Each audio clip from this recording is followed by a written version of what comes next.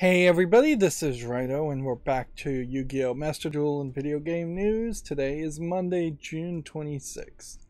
Again, I'm having this, I would call it a medium emergency, so at any point the stream might end. I'm sort of on the tail end of it, but also it is potentially just a new thing I'm going to have to deal with for the rest of my life, frankly, because it is seemingly a highly infectious bacteria that just lives forever in humans, and you seemingly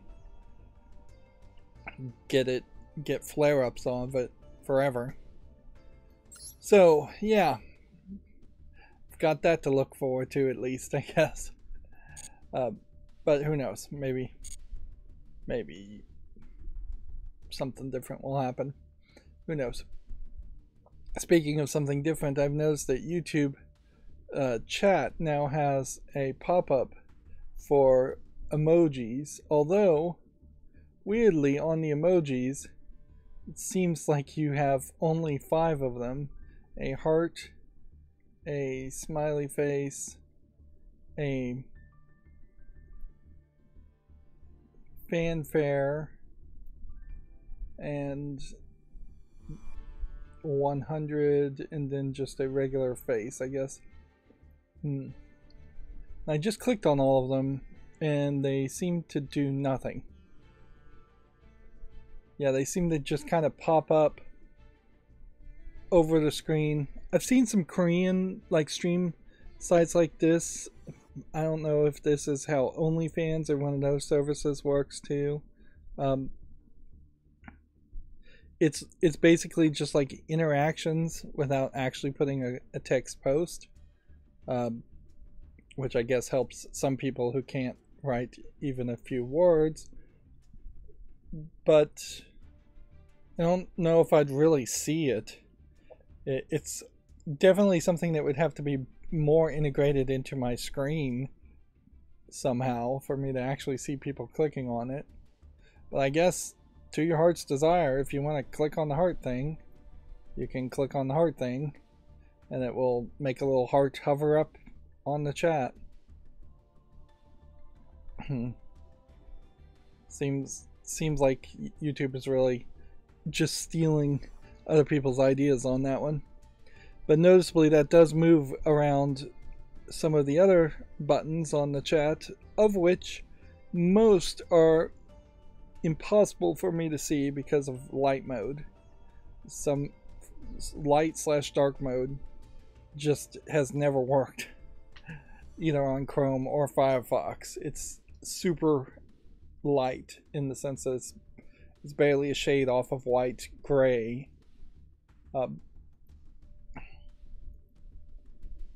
So yeah, that's hardly a major improvement. Let's see. Synchro Summon, I'm leaning towards not actually getting this done. It would probably make a lot of sense to get to 15. We've got daily quests, and we'll get a login probably in the middle of the stream. Meanwhile, the real focus should be to play to Platinum here. Let's start by going to the shop, since we do have a new Duel Pass.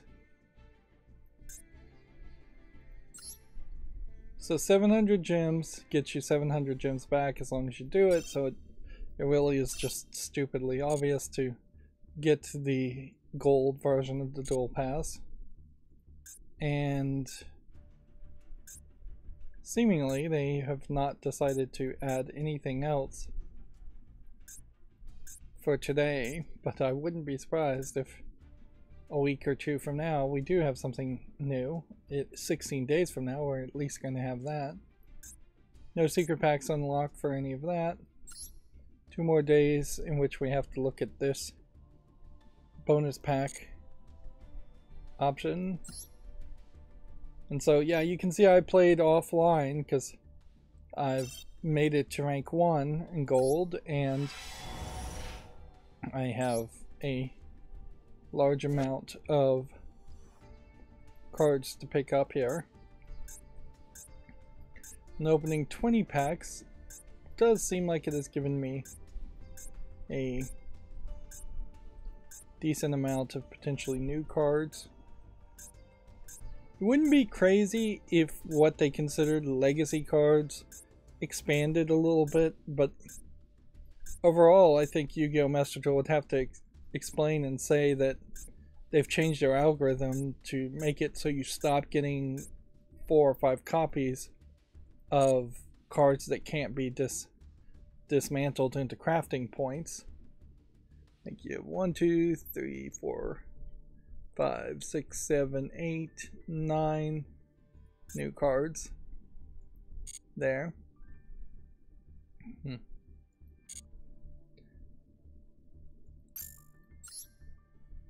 But you still really can't do anything as far as dismantling duplicates. Let's see. Dismantle all extra cards. 0, 0, 0, 0 across the board. Number of cards owned. 9 plus of this. Cards here. 9 plus of this. Let's see. You can only ever really play 3 cards. So it's not until quite a while down here that you start to get to the point, which this point has moved drastically since the last time I've checked this. Just way too many cards that have 4 copies. Okay, so that's where it stops. Everything above this card has, including this card, has 4 copies, and I can't dismantle even that 1 extra copy, which is ridiculous and unnecessary. Can't even manually do it to dismantle it. And if I was to generate one, maybe I could dismantle that one I generated, but possibly not even then. And even if I did that, I'd still have 4 copies. But you can see from this tiny little sliver here to here, that is a percentage. We're hitting 5 to 10% of cards out of 10,000 cards that we have extra cards that could be turned into crafting material, that could be used to craft other things. Although, in all fairness, even if I was to try and craft like 3,000 normal cards, it wouldn't really get me that much as far as cards owned. If we check that marker from this point upward, including this card, I have at least 1 copy of a card. But you can see from that point to that point, we are past the 75% mark. I would say probably somewhere around 78% complete as far as just having 1 of every 1 card.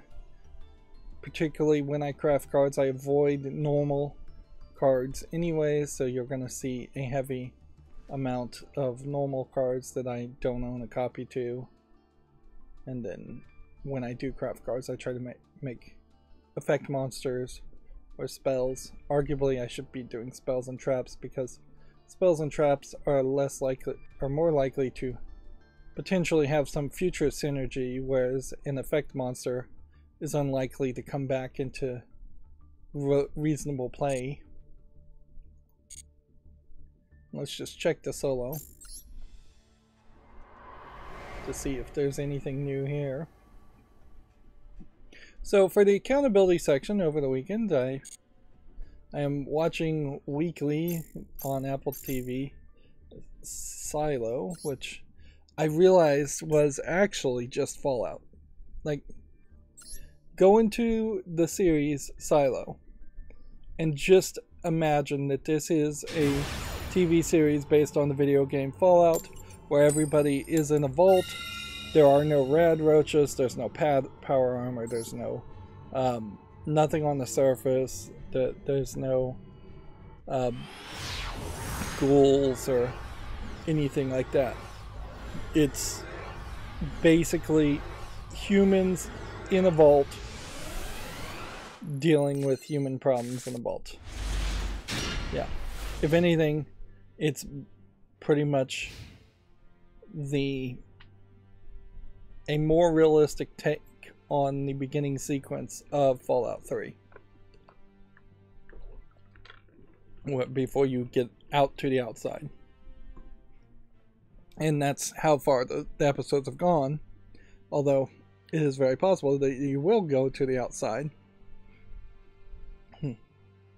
Now, what is really unique in a society in a Fallout shelter? It's a unique enough idea, I guess, because they haven't done it, and there's been plenty of time, certainly, since the Red Scare and Fallout shelters and nuclear war and stuff like that. We saw there was one movie around that kind of concept. What was that called? Something Lane. 13 and then a word and then Lane, and the word is the same word as another series. Like there's this 3-movie series that all have this word in it, and they all involve potentially a big monster, but they aren't potentially actually connected. Well, I forget the word, what the word is.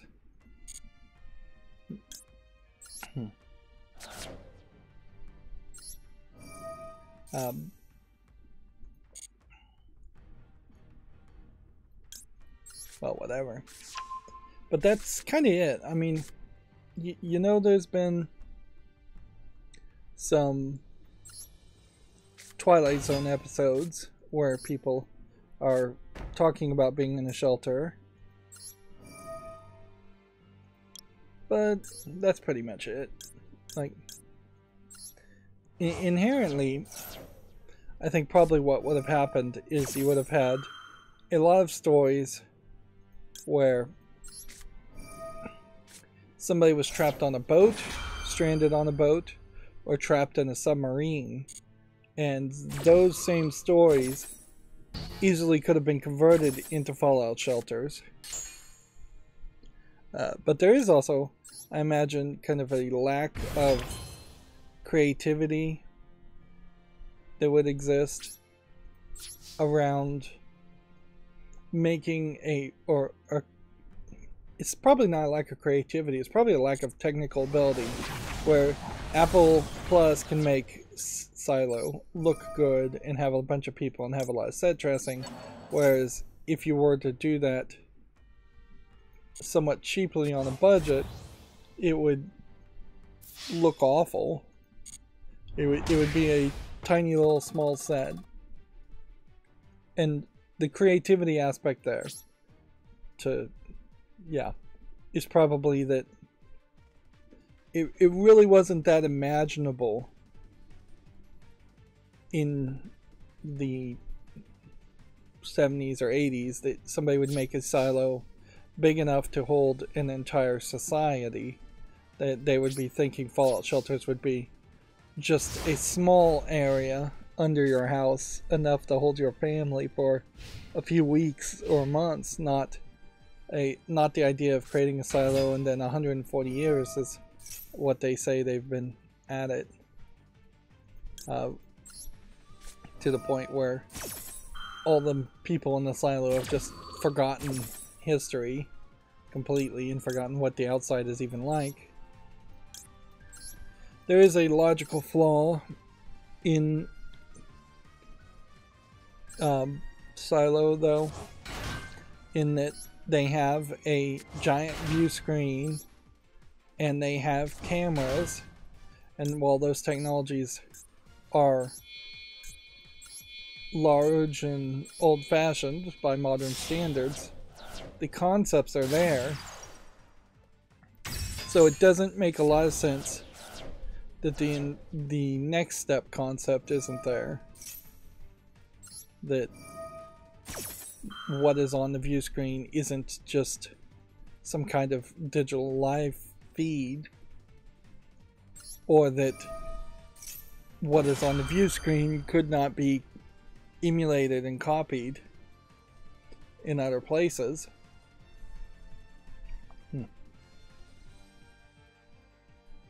Yeah, that's a little spoilerish, but it's not super spoilerish. It's just the characters come off as a little dumb, and I think that's intentional, and I think there's even a slight explanation as to why the characters are coming off as a little dumb.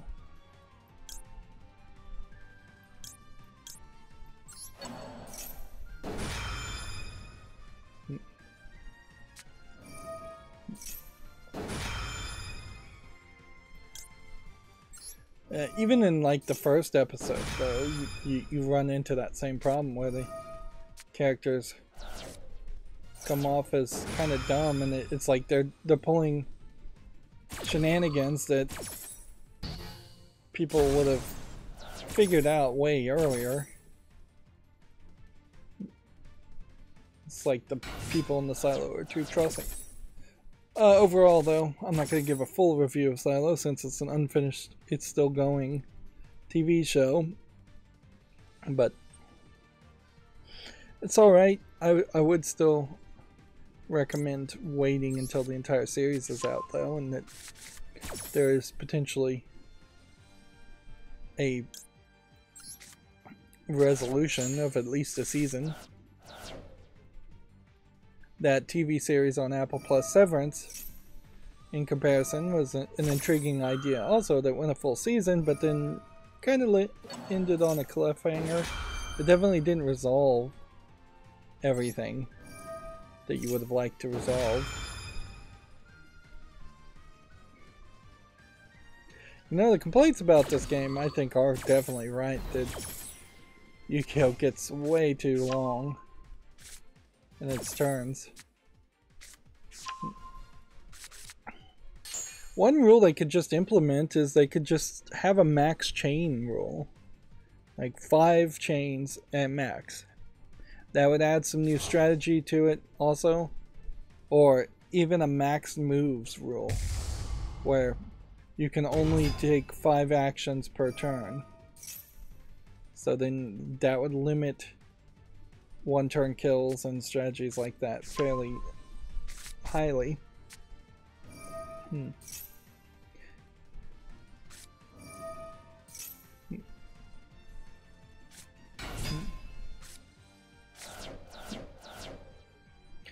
Speaking of card games, it turns I heard Hearthstone is getting rid of Classic as the card game mode, replacing it with something different.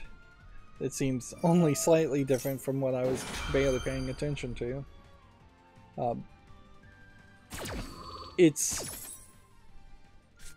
still kind of the same problems, though, with Activision Blizzard, as far as why I wouldn't ever want to go back and play Hearthstone. It'd also be just a nightmare to try and go back and play Hearthstone. And that is certainly something to think about with this whole Microsoft Activision Blizzard acquisition, is that if Microsoft does acquire Activision Blizzard, it doesn't really address any of the problems any gamer may have had with any game. You still have always online server problems with Diablo 4, in that you can't play single player until the servers are back up, which was a problem I think with even Diablo 3 10 years ago, and they didn't listen to any feedback on that or change anything. You're still going to have potentially a like pro-China, anti-Taiwan, anti-Hong Kong independent stance. I don't think Microsoft really is going to be any better at that. They're still going to have Activision Blizzard being just a shell of itself as far as the talent and the people actually working on the game. Hearthstone in particular has major problems in that it has ruined its identity instead of improving its identity by having 5 different versions. Heroes of the Storm, Overwatch 1 aren't coming back. StarCraft is still probably going to be completely abandoned. You still have the Call of Duty nonsense, of which there's just a massive amount of problems there. Like, if you were actively boycotting Activision Blizzard, which is kind of what I'm doing, at least in the case of Hearthstone, there's really no reason to stop actively boycotting Hearthstone. Just because they are required. And there's just really no reason to go backwards anyways. I do want to really win here and get up in rank. But once I do get to Platinum, if I do get to Platinum, I want to stop playing ranked, so that's when we would jump back to the festival and just see what progress we can make there.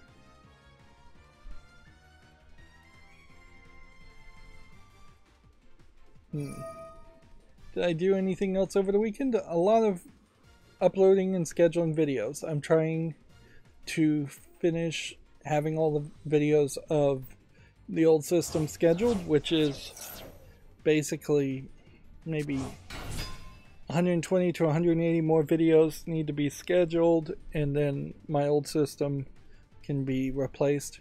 So a version 3 of my macro can be replaced with a version 4.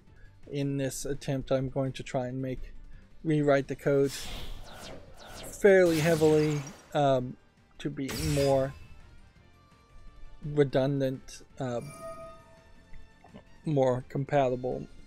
What is robust? I guess is the right word to use. Yeah, stronger, less likely to fail, less likely to time out. One of the things I noticed about my macro is that half the time when it's scheduling videos, it literally is just waiting for a timeout to happen because it's missed it. One of the problems is that pages just aren't loading fast enough for it, and the code that says wait for this to load seems to check once and then never check again, which is exactly the opposite of what wait for this to load should be doing.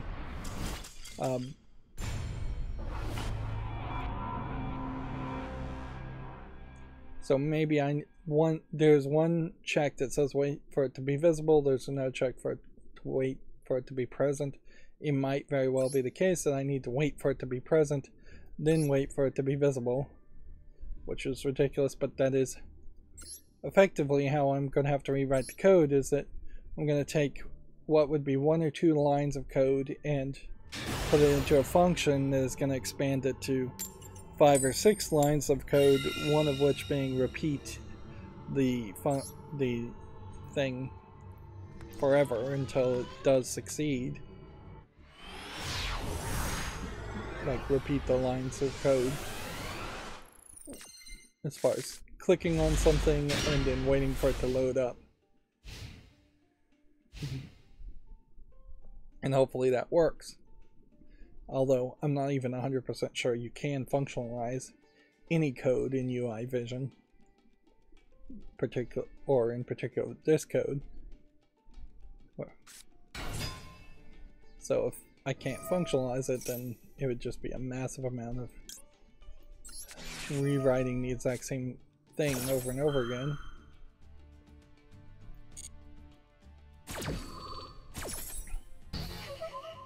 I also have found that there's almost certainly a memory leak in Firefox that happens, possibly because of my code running, possibly because of some other plugin. And when Firefox hits that memory leak and the tabs crash, I basically have to restart all of Firefox because I have to restart all of the extensions Otherwise the extensions stop working. Which... there is obviously a lack of sandboxing going on there. In that it may take more RAM, but it would logically make more sense for a extension to load a copy of its code for every single tab, and when one tab crashes, the extensions on every other tab should still work. That would use a lot more RAM, certainly, but that is what you would do when sandboxing and making it safer.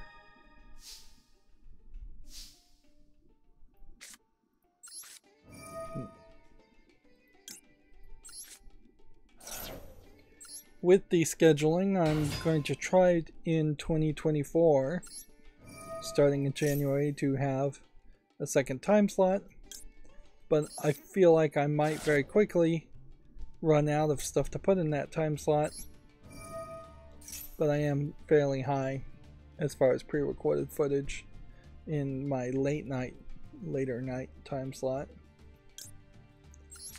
Go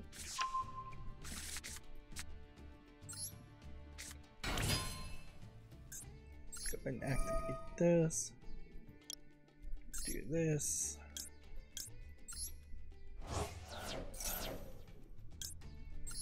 Guess we'll summon this.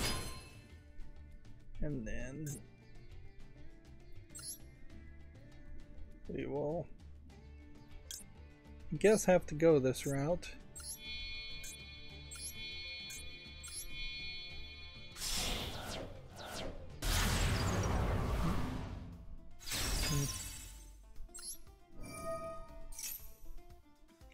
I am teasing the idea of the earlier morning time slot having like different release days.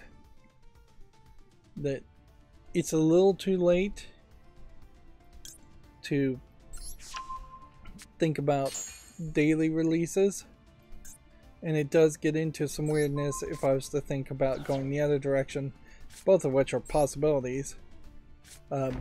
But yeah, I could go the other direction and have like one less day in which footage comes out.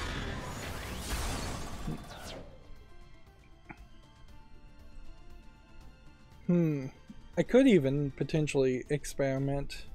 It wouldn't be a little that late to experiment with having the early morning time slot. Just like once a week. One episode on Monday or something. Although if I went that route, I have like 38 episodes, so you're talking in one game taking over half a year to finally air, and I just don't think that's realistic. The best comparison I could think of is like Game Grumps puts out a video every week playing a game, and then it usually takes them 3 to 5 weeks to finish the game because there's just so much edited around that, and I think that might be somewhat reasonable there, but I don't know if that's reasonable enough.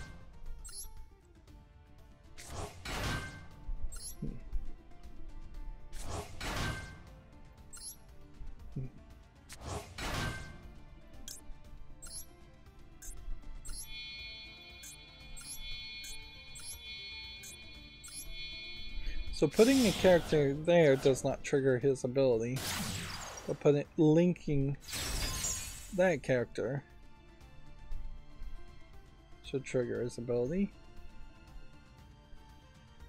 Yet it didn't. Not yet, at least.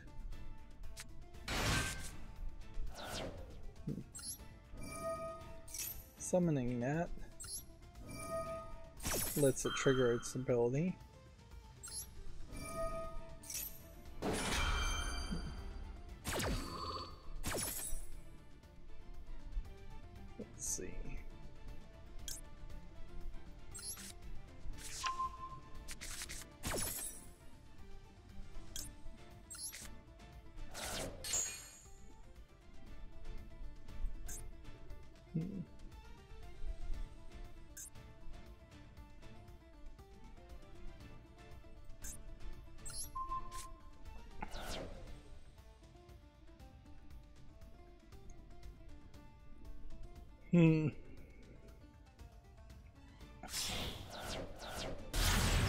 Let's see. Do I have anything else to say as far as the accountability section then? I'm watching that TV series season 3 of C on Apple TV Plus. Also, in that series, it doesn't move, I think, fast enough now. I think there's it's trying to be Game of Thrones around the premise that most of society, except for a select few, are blinded by a disease and have been for generations, which is an intriguing idea, but it's skipped over perhaps the Dr. Stone element that could have made it more intriguing, in which you saw society learning to adapt to blindness, and now you have instead a society that has pretty much already figured out how to live without sight and is doing just fine, and then so that struggle and that challenge is just thrown out the window, and instead you have bigger problems now of just having a bunch of blind people running a society.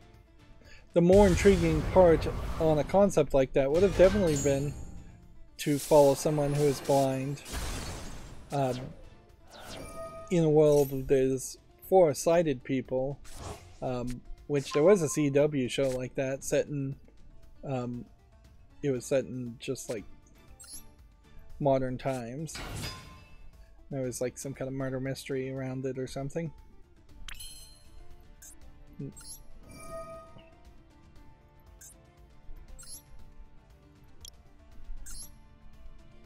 I guess this is going to be our last chance to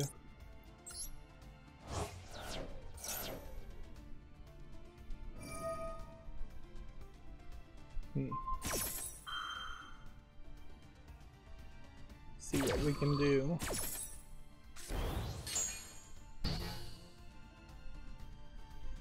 I wasn't expecting that to happen.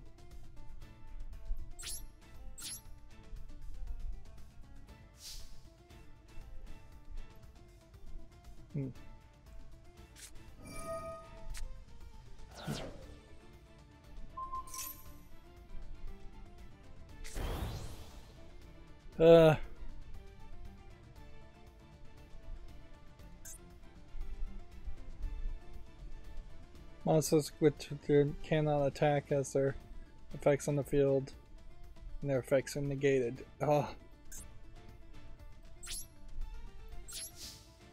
So he's just screwed me on this, which that is what Thousand Eyes Restrict, Millennium Eyes Restrict is basically around, is an almost completely unfair strategy. Although weirdly, I don't know if he can attack, so I don't know how he's gonna do anything. I guess now he can attack.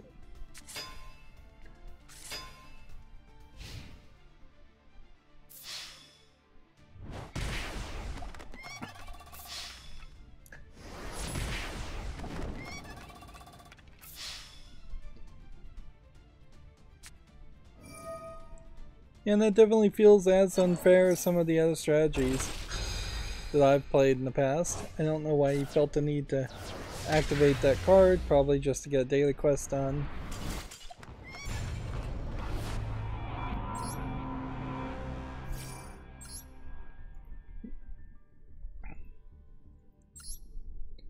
Need 4 more wins to get to Platinum 5.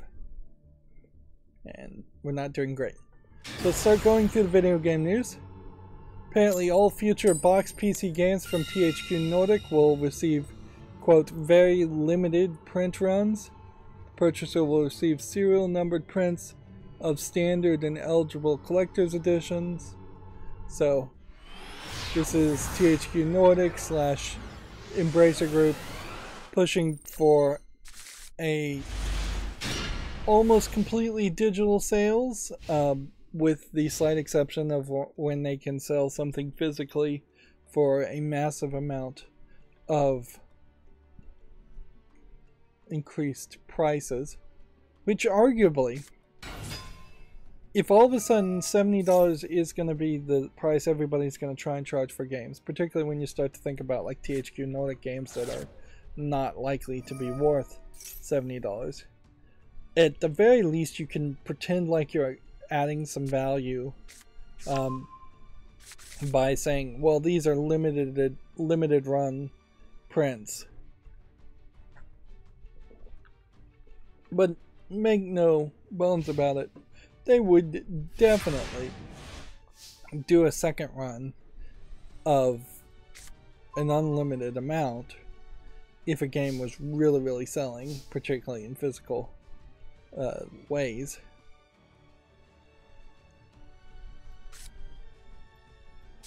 Let's just, I guess, set this.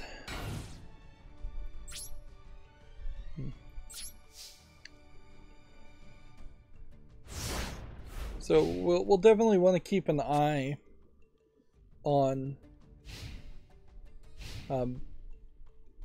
what the prices are going forward.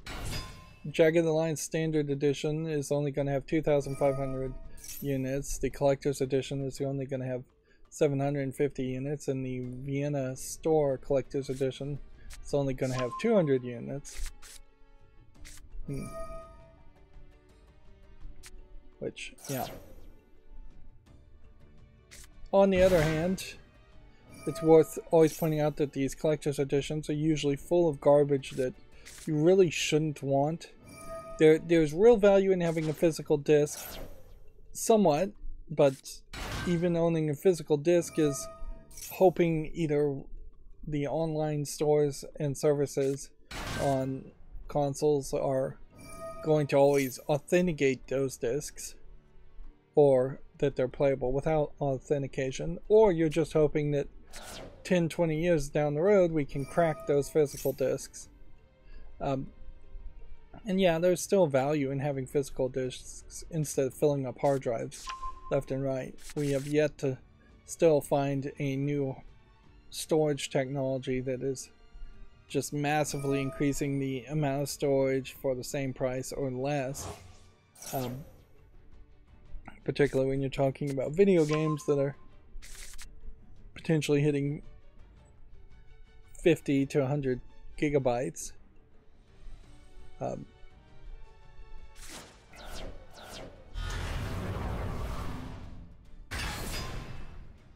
But yeah, it definitely would be better for video game companies too, particularly they've seen the shortage of fulfillment of this kind of stuff and just everything in general during the pandemic.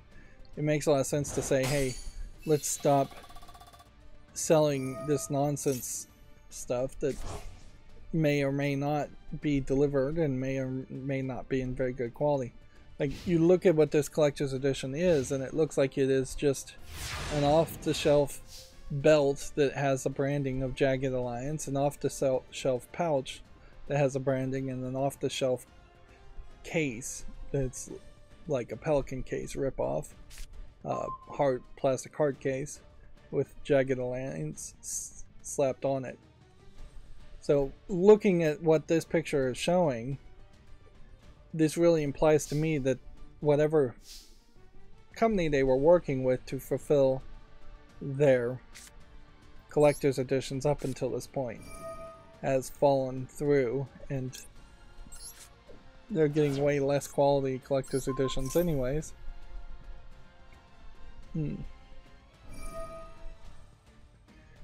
Which, yeah, I feel like the most notable collector's edition thing that we've seen has almost certainly been one of the Darksiders masks or something, and a lot of that very much was probably THQ, not THQ Nordic.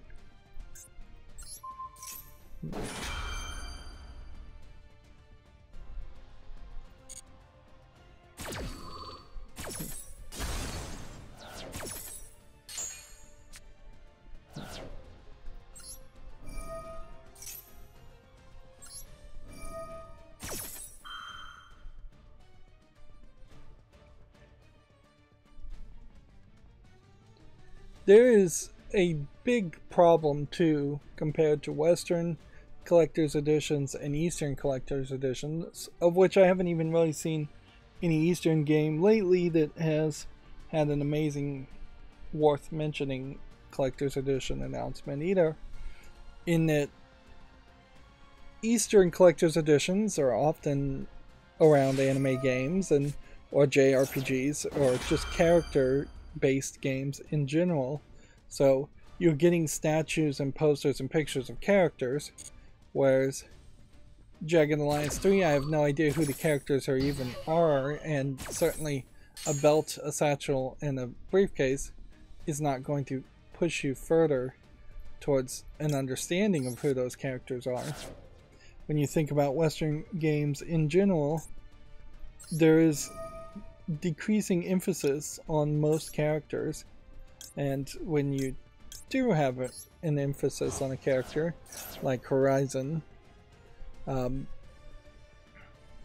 the Horizon series, there tends to be even controversy around those characters anyways, or Last of Us.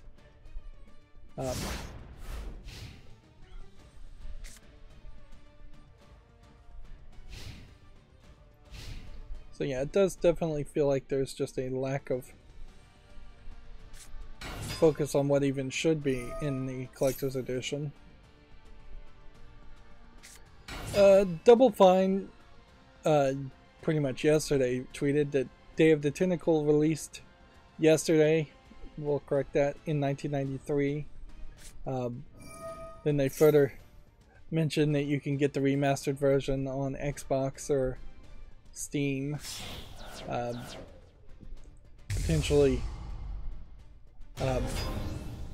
trying to push you away from, say, playing Day of the Tentacle's original version on ScumVM if you have a copy of that.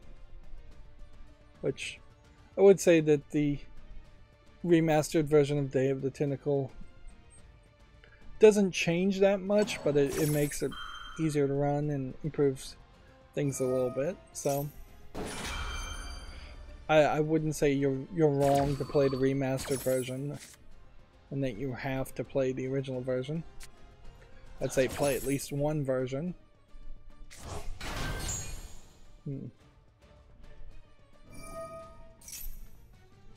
guess what I'm going to do as far as the cosplaying stuff is I'm going to leave that for last in case we have extra time. And at the beginning here, I'm not going to show it, but I'm going to mention I have a lewd cosplay of Zelda. I guess I won't even say lewd. I'm seeing the character Zelda cosplayed, I'm seeing the character Quiet cosplayed amongst my short list, and Nin Guang of Genshin Impact being cosplayed. Noticeably, we have gotten very far away from like any interest in Ashley or Resident Evil 4. I never saw any real interest in cosplaying any character other than Ashley and a little bit of the Chinese lady Ada Wong. But yeah, I never saw Leon cosplayed at all. Which there is definitely a cosplay out there to potentially make a male or a female version of Leon. And same haircut, same type of outfit. Or but the cross-playing cosplaying, where you cross-dress, also isn't very common, from what I see. Cosplaying already is already fairly rare. Okay.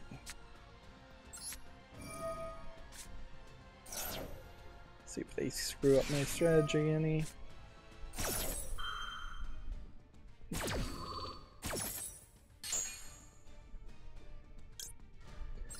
I was playing a loner deck where they played Max C, and every time I summoned something, I had a card that would also level up around the idea of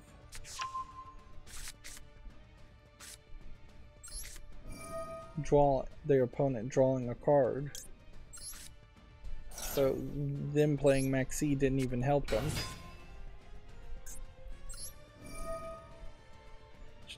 That was definitely an interesting twist.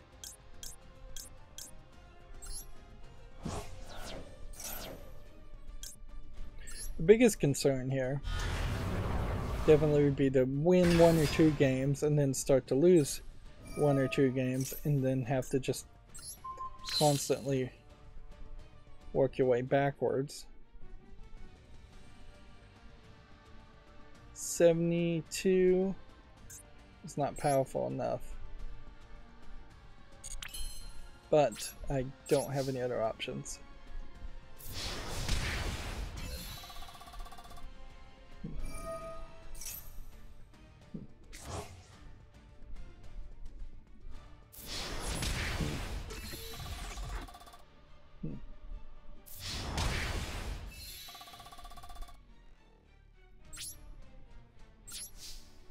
Certainly at this point they should give up and surrender, but maybe they've got some strategy.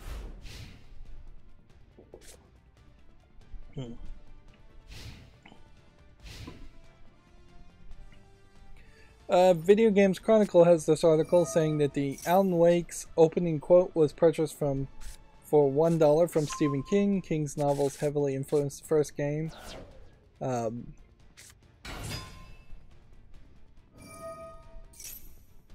Let's see, I don't even know what the quote was. Noticeably though, if this was a quote in Alan Wake 1, I don't feel like anybody made any big hay about it or talked about it when Alan Wake 1 came out. And certainly it coming out and saying it was licensed for $1 now around Alan Wake 2 is the wrong time to use that information. The quote was, "Nightmares exist outside of logic, and there's little fun to be had in explanations. They're antithetical to the poetry of fear." Alright. Which I think you probably would be legally allowed to quote Stephen King for free. It would definitely cause controversies if you didn't pay him something, but like I don't think that there's any real reason why you would be wrong when using a single sentence of a quote. Like, you would get into a weird situation certainly if you started to try to demand compensation, particularly large amounts of compensation for a single sentence. If everybody who said or quoted Martin Luther King with I have a dream, for instance, had to pay the King family some license, that would be really controversial and not helpful to society in any way, even authors. Now, notably, CBS still owns the rights, or claims to own the rights. They really shouldn't own the rights to the I Have the Dream speech in its entirety, so you can't just pull up that video and use it for your own use, which somebody definitely should challenge that.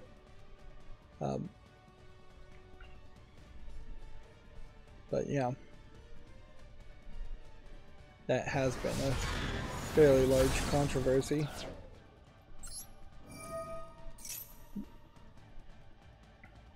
I guess weirdly though, that also creates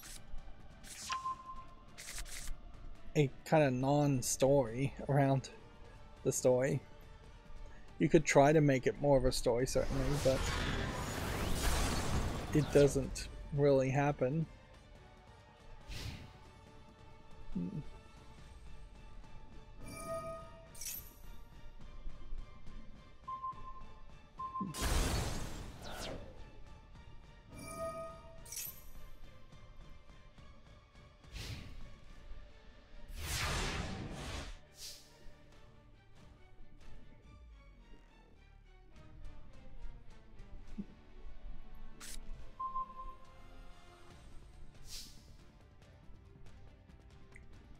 Sorry, I'm trying to read here. I don't think this has too much to do with video games, but Fighting Fantasies, the million-selling game book series. I assume these are stories around tabletop gaming, not choose-your-own-adventure stories. It is interesting how disconnected video games really are from tabletop gaming when, yeah, here you can say that, see this one says 2 players. Like, by all means, they should be hand in hand connected.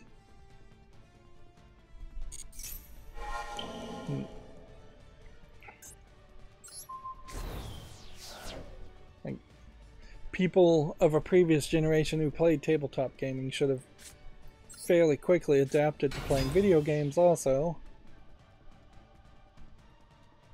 Right.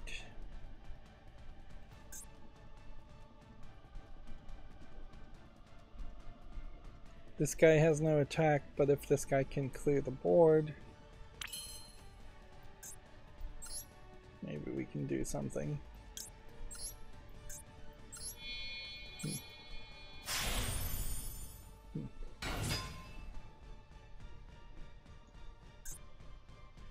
Of course, this guy's taking forever.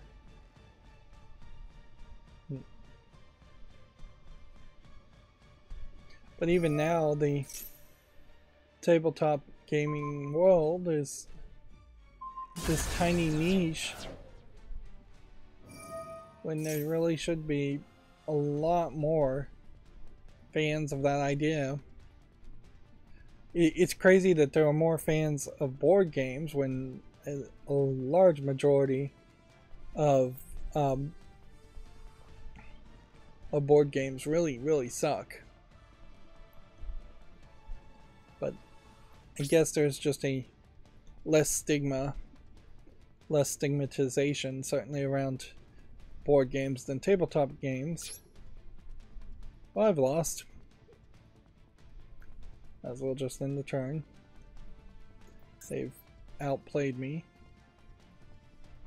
Which, yeah, you can definitely sense that Zodiac Tri-Brigade is long in the tooth as far as a deck, but the 2 elements deck I tried to learn. I'll probably put some more effort into it next month if I don't end up having to try and climb 2 ranks next month.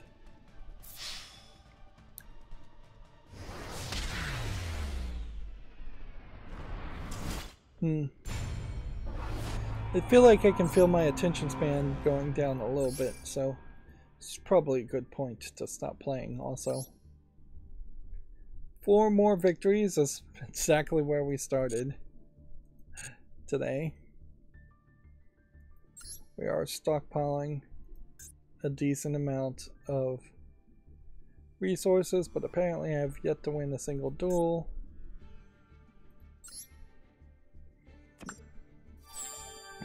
There really isn't a lot of news today anyways, but that's fine. I actually do need to kind of end today's stream a little early, and we started fairly early in the morning also.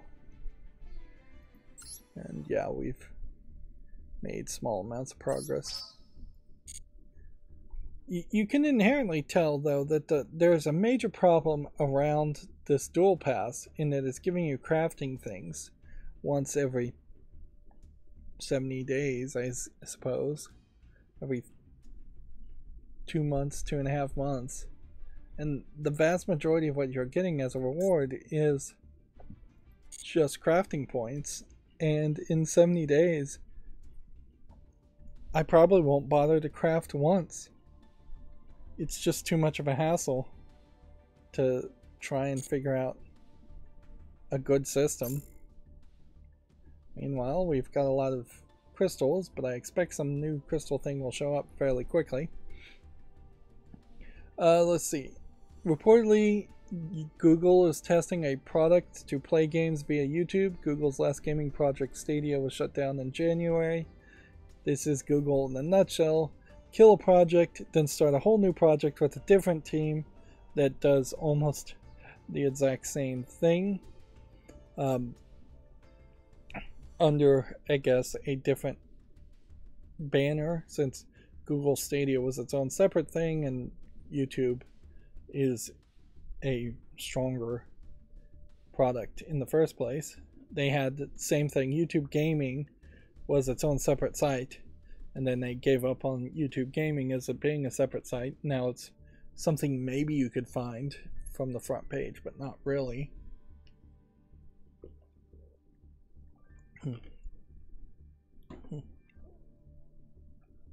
I can't help but assume that the types of games you would be able to play via YouTube are going to be simplistic, and if they don't do it right, heavily gambler feeling, just slot machines and whack the monkey type stuff, not a hardcore you're streaming video while some server in the background is rendering something in 4K. Google servers potentially could handle streaming video from a video game, but yeah, I don't know why you put this into Google. It seems like that very much would water down what YouTube is as a product. If all of a sudden YouTube is also the place you go to play games. They've already watered down YouTube from being long form to medium form to shorts, being a TikTok competitor, which, you know, TikTok just admitted that they are keeping American users' data in Chinese servers, which I think everybody pretty well knew. So, like, yeah, there's a potential TikTok ban that might actually get pushed through, but in all fairness, they were talking about that months ago, and now there's just more important things to really think about, so it may never really happen. And even if TikTok did get banned, I don't know if that really means that YouTube and YouTube Shorts is going to really be a thing. I would almost hope that this is just a case where Google is testing something, but they're not really thinking about rolling it out for a long time until it's very polished and very well makes sense.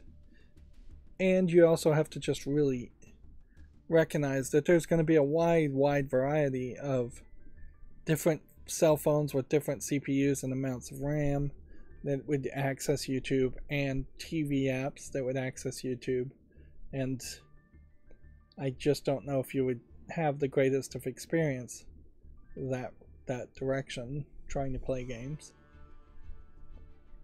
Plus, you have to think about interfaces. Like, the only way this really makes sense is if every single YouTube app, even on smart TVs, can connect to some kind of Bluetooth controller, and you can use that controller, whether it's Bluetooth or Wi-Fi or whatever, to send inputs with very little lag. There's going to be a lot of technical problems, but then there's also just going to be a lot of advertising problems there. There's a lot of people that probably are fine with their kids watching YouTube, and let's face it, the vast majority of views are coming from kids on YouTube, babies effectively, but won't be fine with their kids playing with video games non-stop on YouTube. So all of a sudden you might see more blocking happening of YouTube, and a whole generation of kids, or half of a generation, or a small percentage of a generation of kids who are just banned from YouTube because they don't want them playing video games all day. On the other hand, if you got kids playing video games on YouTube, perhaps you don't have to promote so many Ryan's Toy Box reviews type sites that are just advertising new products to kids. Although if they're playing video games, they're probably going to get a ton of video game ads. But yeah, you really can't say anything on speculation. We'll just have to wait and see what actually happens.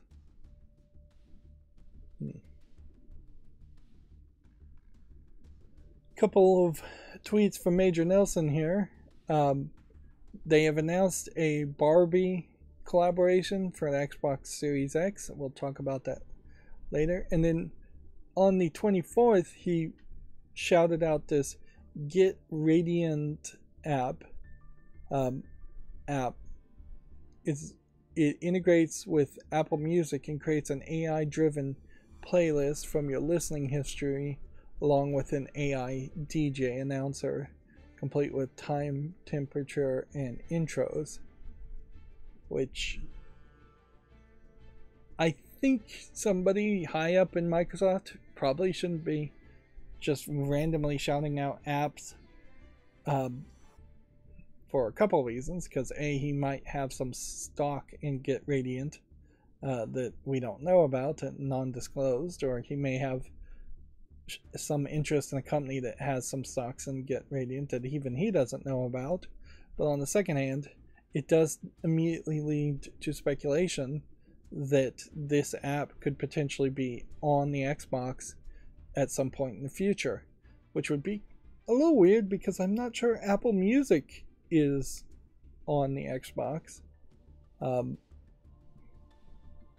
yeah, it's not like, well, Microsoft and Apple haven't been in the PC wars in a long time. People who want Apple products want Apple products, and people who want Windows-based Microsoft products want that. That argument has been mostly settled. Microsoft and Apple really haven't worked together on anything, so it'd be very interesting if all of a sudden we see, even in a small way, Microsoft working with Apple. Particularly since the last time Microsoft and Apple even interacted that I can think of is that Microsoft was siding with Epic in Epic's lawsuit against Apple. So yeah, it's probably nothing. That might be something that one can always speculate. Atari has announced a roguelite reimagining of Haunted House for all consoles. I've changed my my rewriting plugin. It's actually a censorship plugin called Naughty Words or something, but it does the same thing. So it just replaces phrases to make them not as long. So before it would have said consoles, I've added the word all and PC. Now I can remember, and this is just, I guess, a fact of being old and getting older, that they almost certainly made a remake of Haunted House like 5 to 10 years ago to no major fanfare. And that's not super surprising since Haunted House as a concept really doesn't mean anything. If it wasn't this game that they remade, it was probably something else. It's also weirdly coming to the Atari VCS, if that ever comes off. 1982 released Atari Classic. I kind of want to see what Haunted House even looked like.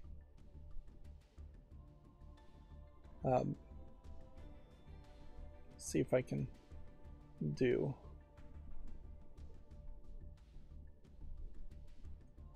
a search here, and it's going to be difficult, I'm sure.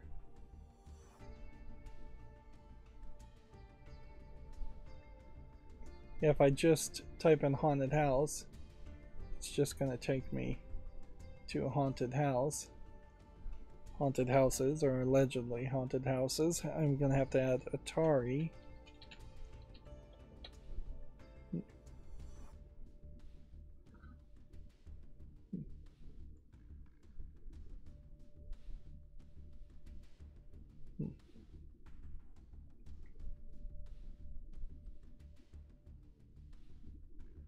Okay.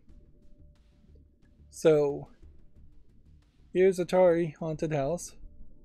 That doesn't make it look any better. Clicking on that. Here you have one of these Atari cover arts that has nothing to do with what it really looks like. And here's what it really looked like. You have what looks like a pair of eyes going around some rectangular squares.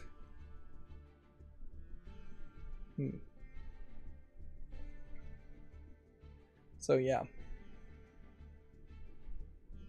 might be helpful to even see what an Atari looks like. But yeah, it's definitely... Clicking here doesn't really help either. Yeah. When you're remaking an Atari game like this, you're really just taking a name and slapping it on a new game completely. There's not really any way to remake such an old game and actually have the game look anything or play anything like the old Atari games. Atari games in particular really are going to get forgotten as soon as the generation of people who originally played the Atari games die out, because there's just nothing that feels like a video game on an Atari game. Whereas if you go back to a 1983 Super Mario Brothers 1, at least that feels somewhat like an old NES game. And there's some nostalgia there.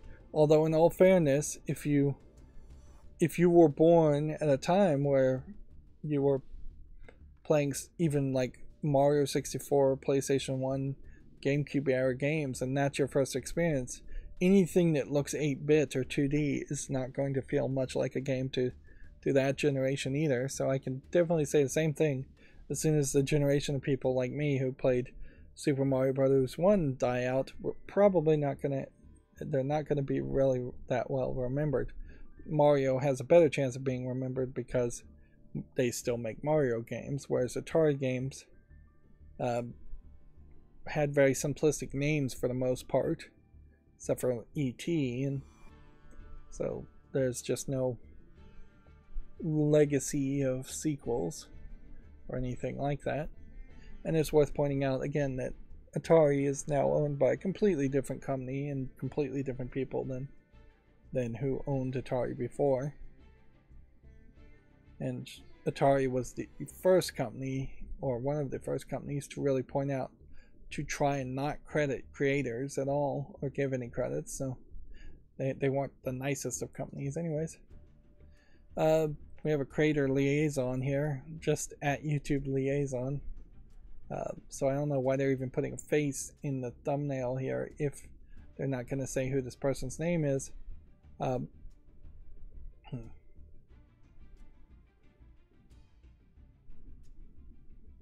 But they've brought back sort by oldest as a button if you go to somebody's pages, and so now you can, I guess, look at the oldest videos possible, which is, I guess, somewhat nice, particularly depending on the channel, but it's not going to be very useful in like YouTube Creator Liaison, because old information is not going to be that useful. Anyways, also this channel has a pathetically small amount of subscribers, although I'm one to talk, they have way more than me, and a really small amount of videos, so 49 would just require you to scroll down a little bit anyways to sort by oldest.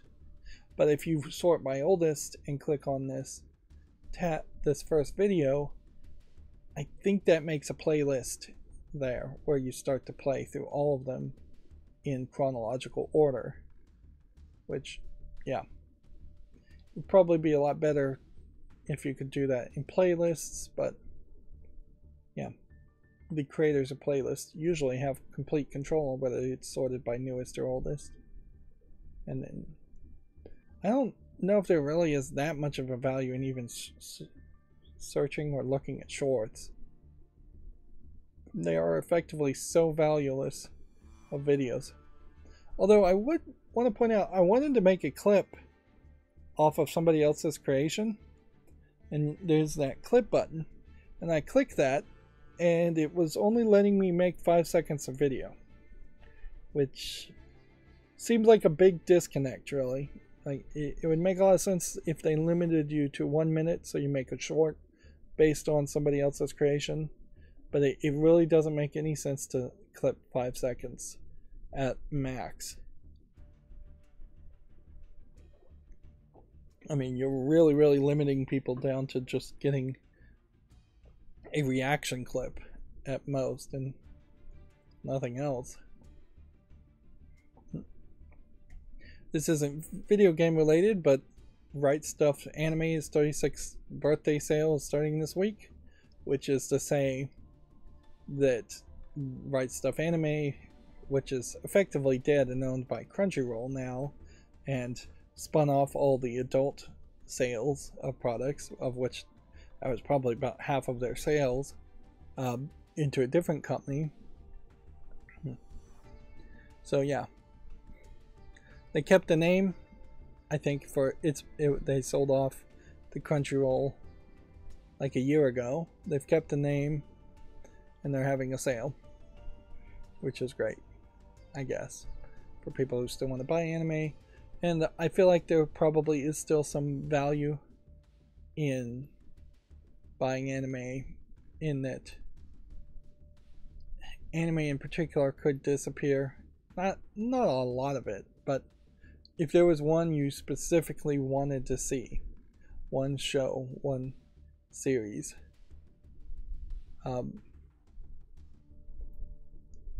it could easily disappear from streaming services.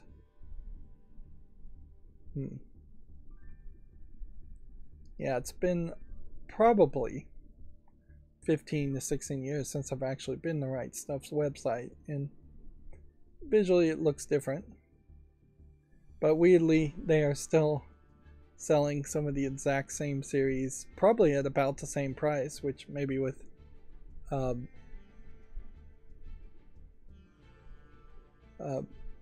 maybe with inflation that's better. I don't know what imperfect means here.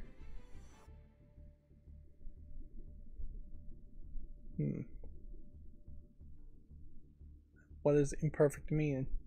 Does that mean it's used and that they're selling used things, or is it scratch and dent products? It very possibly is scratch and dent products, looking at some of this.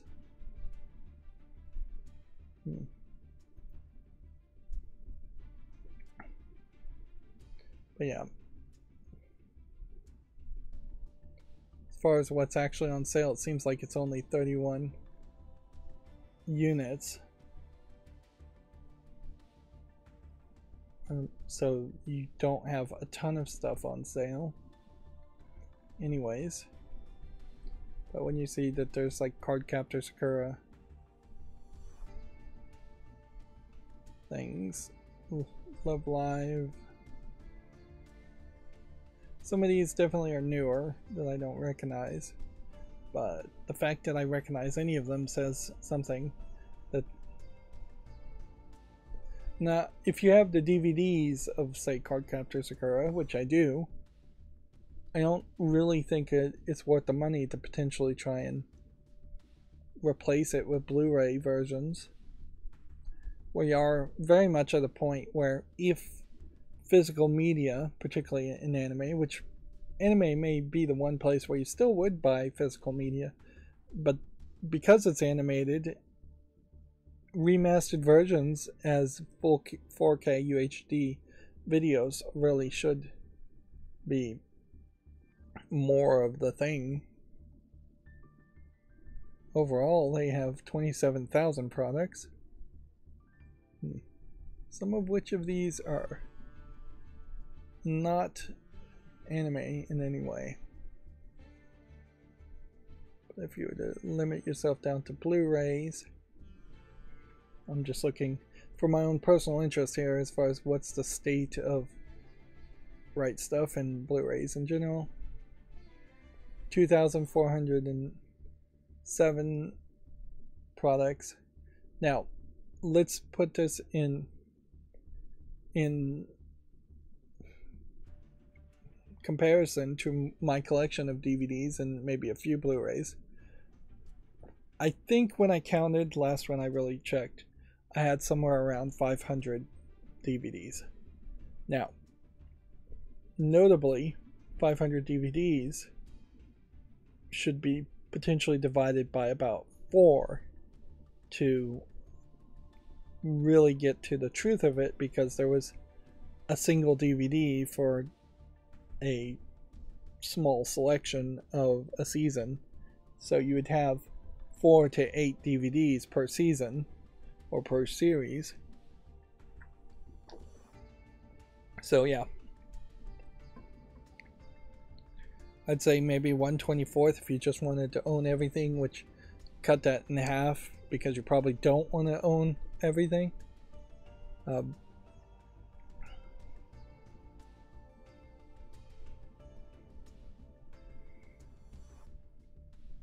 There isn't a ton of these shows, though, that wouldn't end up on Crunchyroll. In fact, there's basically none of these shows that wouldn't end up on Crunchyroll. So it really has become hard to justify buying Blu-rays. Let's see what the state of manga is. Now, manga, on the other hand, is physical exclusive. There is no real streaming service that quite feels the same.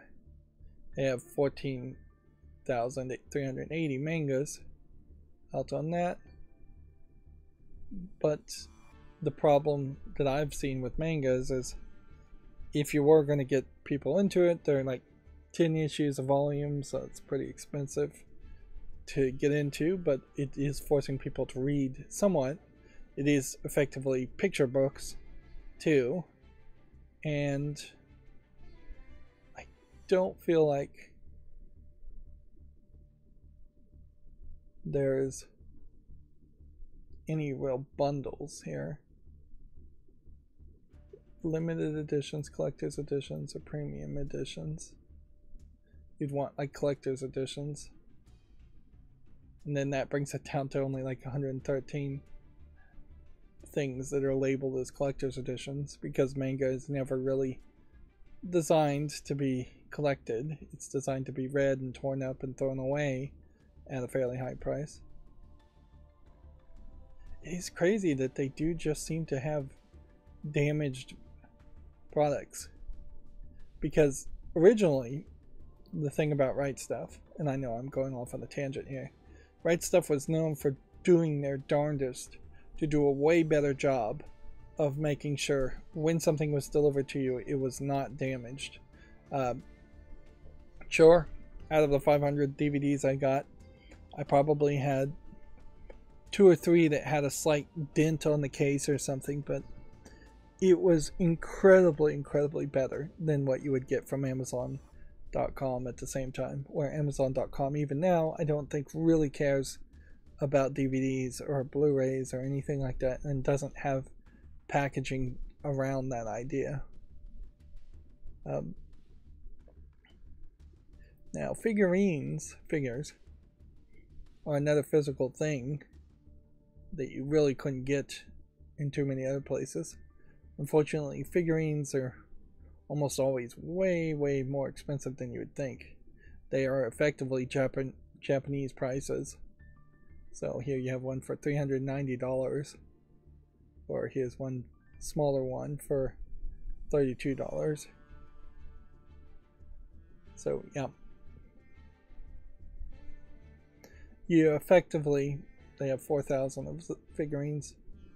You effectively would buy only a small selection of figurines if you're going to buy any. They look nice on the shelf, but they are too expensive. They do have a slight difference from, say, Legos on the shelf, which are very much a cheaper product, but not as visually good. Although you have to also have a very good quality figurines, because there are some really cheap figurines out there that are garbage. and sometimes those are labeled as action figures and sometimes they aren't.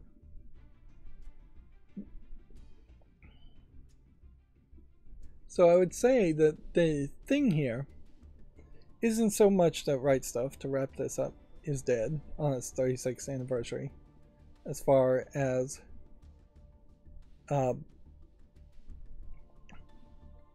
the idea of buying from Right Stuff, now owned by Crunchyroll, is a concept that's mostly dead. The vast majority of the niche fandom of anime fans really has no reason to go to the Right Stuff and buy anything, or buy anything at all. They are much better off simply watching what is available on streaming, particularly if you're just watching it through Hulu or Amazon Prime or Netflix. If you just watch what is available there, you're going to get a decent amount of experience there. I believe Netflix has got the last bit of the Sailor Moon remake, Crystal, coming out pretty soon. And yeah, well, it'll be questionable whether we see a lot of remakes like that, but who knows. Now, Marvel Snap, after adding their incredibly time-wasty combat mode, I don't even know what it's called, conquest mode, they have now announced that they are changing how the collection ladder is going to work. The old system is that you would open a regular cache and you would get one Series 4 card. The new system is that you're going to open a Spotlight cache and get one of 3 to 4 Series 4 or Series 5 cards. Which, this is just like the exact same picture twice, it looks like.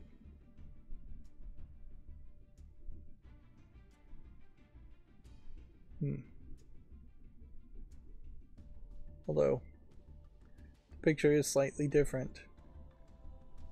But what it is effectively done, they've made all these pictures to try to explain this, and I don't know why you would just have a random second dinner onion character here drawn.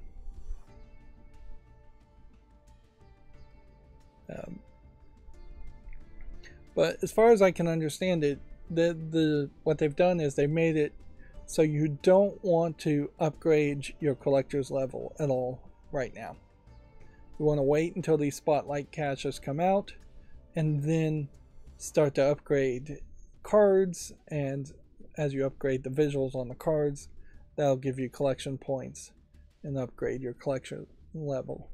Now the whole thing is so complicated that you still want to do daily quests and you still want to do the season battle pass stuff as usual, but just don't upgrade any cards until this is out. Then when you start to upgrade cards, this seems like this may increase your odds of getting more cards, which has been consistently the problem with Marvel Snap, is they put out these new cards and then it's just not realistic for a free-to-player to ever expect to see those cards.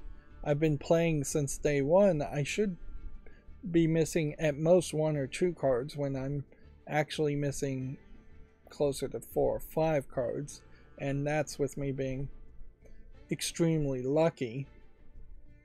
And they needed more players to get the new cards, so they played the new cards, and they've added new daily quests specifically around playing new cards, that if you don't have the new cards you can't do those daily quests.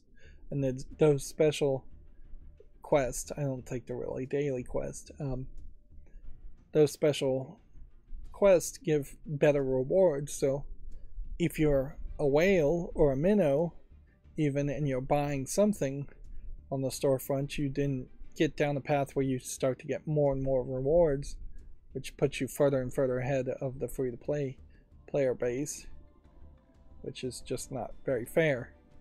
And inherently though, you still run into this issue where all the work and all the focus around Marvel Snap since day one has been around what are different ways we can monetize and sell things to people.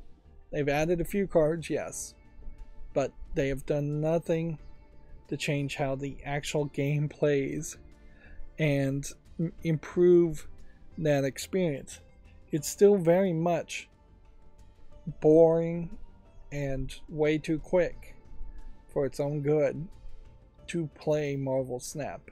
Whether you're playing it in Conquest mode, which you should always be playing in Conquest mode, even if you're not getting up the ladder at all, you're still going to get a few rewards, which then you need to save up for a few of the rewards in that new special shop that they've made for Conquest mode with the new Conquest currency medals, because I don't know if those other rewards are ever going to be available. So yeah, it just doesn't feel like they're really focusing on the game well enough, and it definitely feels like in a year or so they'll come out and say, well, we've done our best with Marvel Snap, but here's our new game. We're giving up on this idea because it was just too weird and not really maintaining a player base. There really is no reason why I should still be playing Marvel Snap at this point. And it's getting annoying now that it's taking more time in the Conquest mode than I really want to spend. We have a GameDeveloper.com article here saying Starfield was almost a PS5 exclusive before Microsoft bought Bethesda, which in a lot of ways I imagine that is the case. Always is that my PlayStation 5 probably and Sony thinks about making every game an exclusive.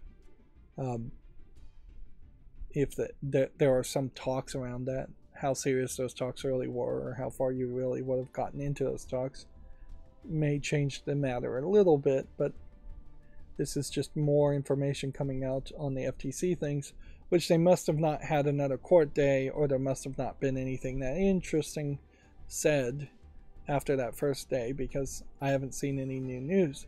Although I am also streaming early on a Monday here, so maybe we'll just have a lot more news around the FTC court filings on Wednesday. A Sonic Superstars and LEGO collaboration DLC has been announced. Sonic and Dr. Eggman transform into the LEGO forms. It's almost like they've just gone full circle with the LEGO Dimensions concept, in that LEGO established a lot of connections and then killed LEGO Dimensions, and now is coming out with some LEGO Sonic sets that, yeah, I don't think they knocked anybody's socks off. The Sonic Superstars game is kind of the remake of Sonic. Yeah. In 2.5D. So, not super crazy to throw in some LEGO characters there. It would be super crazy if all of a sudden kids think of Sonic in his LEGO form more than they think of him in his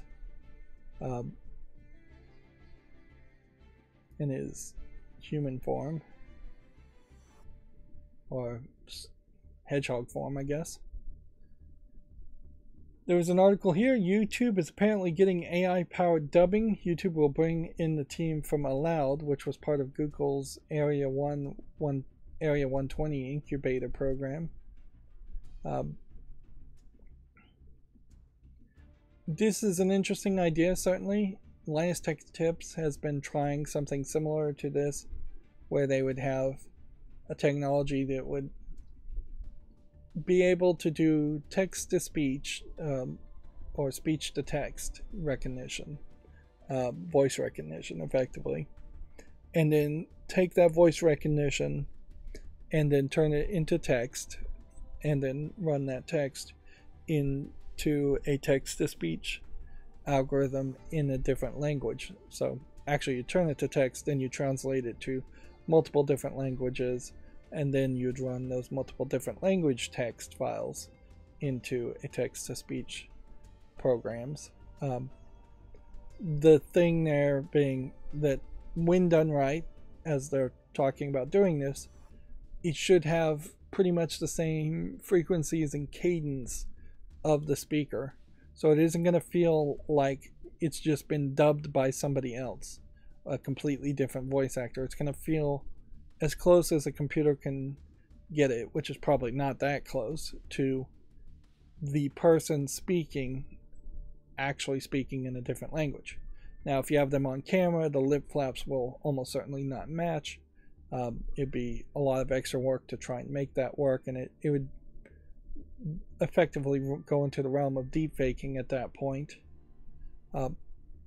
But for me personally, the problem with this is if anybody has the subtitles on any of my videos or tries to look at the transcript, you can notice that it doesn't like me that much as far as the voice recognition goes.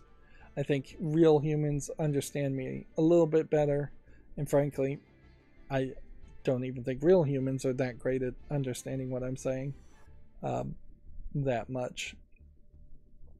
So, yeah. I've never had major success with speech-to-text or voice recognition programs, and that has definitely colored my opinion as far as any kind of home assistant or any type of Alexa type devices, where I really wouldn't want a device like that that doesn't have a screen at the very least to show me pictures, and I wouldn't want a device that isn't almost 100% accurate as far as understanding what I'm saying, or at least good enough to not guess when it's confused. There is a Google Pixel tablet that also is doubling as a home hub that looks kind of interesting, but falls into a couple of problems still. Feels like the second generation of it might be better. I like the idea that it's a detachable tablet held on by magnets and you can just pull it off and go with you, but I don't like the idea that it loses a lot of its hub functionality when it's not attached to the charging base for no reason, or that there is no micro SD card or memory expansion on it. So it really can't be your only tablet if you want to also have a tablet. Immediately, if you have kids, they're going to try and grab it and wander away with it and play video games on it, and then you've lost your home hub. It probably makes a lot more sense to have a very simplistic low-powered tablet device with a detachable or attached screen than it does to have a detachable tablet that loses all of its home hub functionality. And the Pixel tablet base has better speakers, but the speakers are not particularly that good, and you can't stream audio to the speakers unless the screen is attached. You can't cast to the device unless the screen is attached. It's really just first generation programming mistakes, and in a lot of ways Google and Android are just not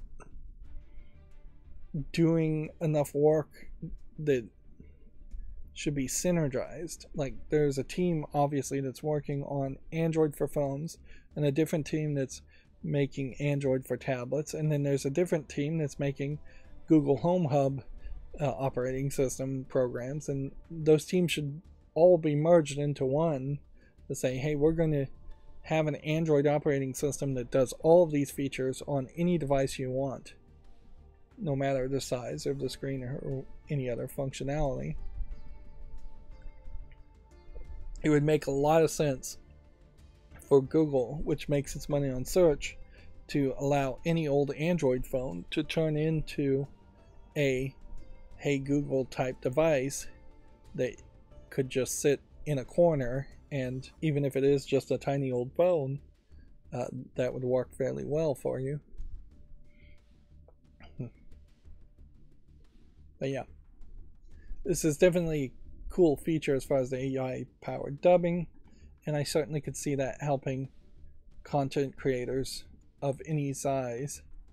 But it probably will help the bigger content creators more than the smaller content creators.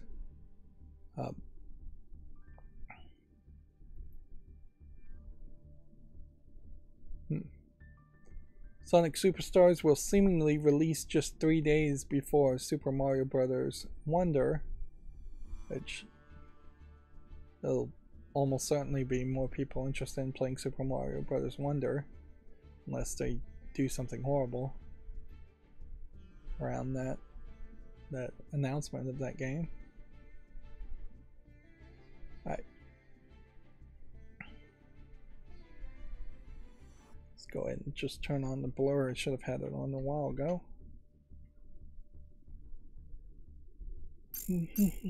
Okay.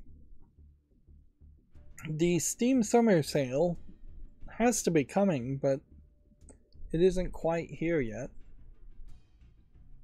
I'm not really expecting to spend anything on the Steam Summer Sale, but it might be one of these, since it is the summer sale, it might be one of these sales that has a reward playing some little game. I didn't even know Magic the Gathering Universes Beyond. When did Magic the Gathering Arena even get on Steam?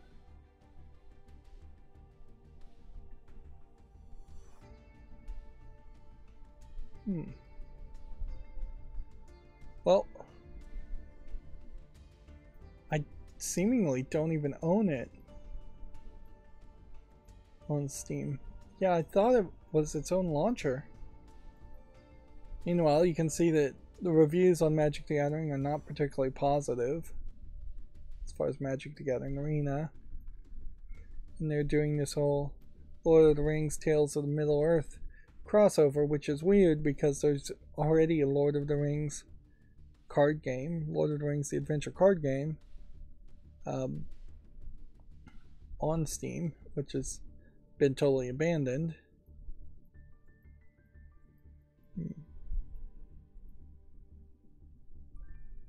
Some of these Yu-Gi-Oh games should probably be on sale at some time. Let's see. There's a lot of missing features for a game that's been out for almost 6 years. You need better in-game social options, viewing live matches between friends, 4-player games, etc. Too much going on and not enough to do. Not new player friendly, not easy to figure out. Turns take way too long. That's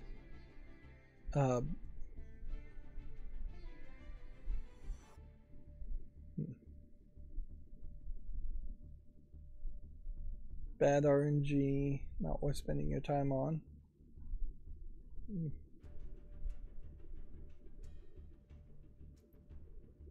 gonna have to deal with this at some point though. I want to transfer my account over to Magic the Gathering Arena, even though I would never play Magic the Gathering Arena anyways. It does still have the value of giving somebody new the opportunity to play Magic and just see how terrible it is for new players in a digital format. Particularly if you don't have friends who play Magic, and frankly, friends don't let friends play Magic the Gathering Arena at this point. Or Magic the Gathering in general. It's too expensive a game and too greedy of a game. Wow. All-time peak, 4,000 players. Online today, 3,400 players. They're not off their peak, but that is a very small number for Magic the Gathering, what it really should be.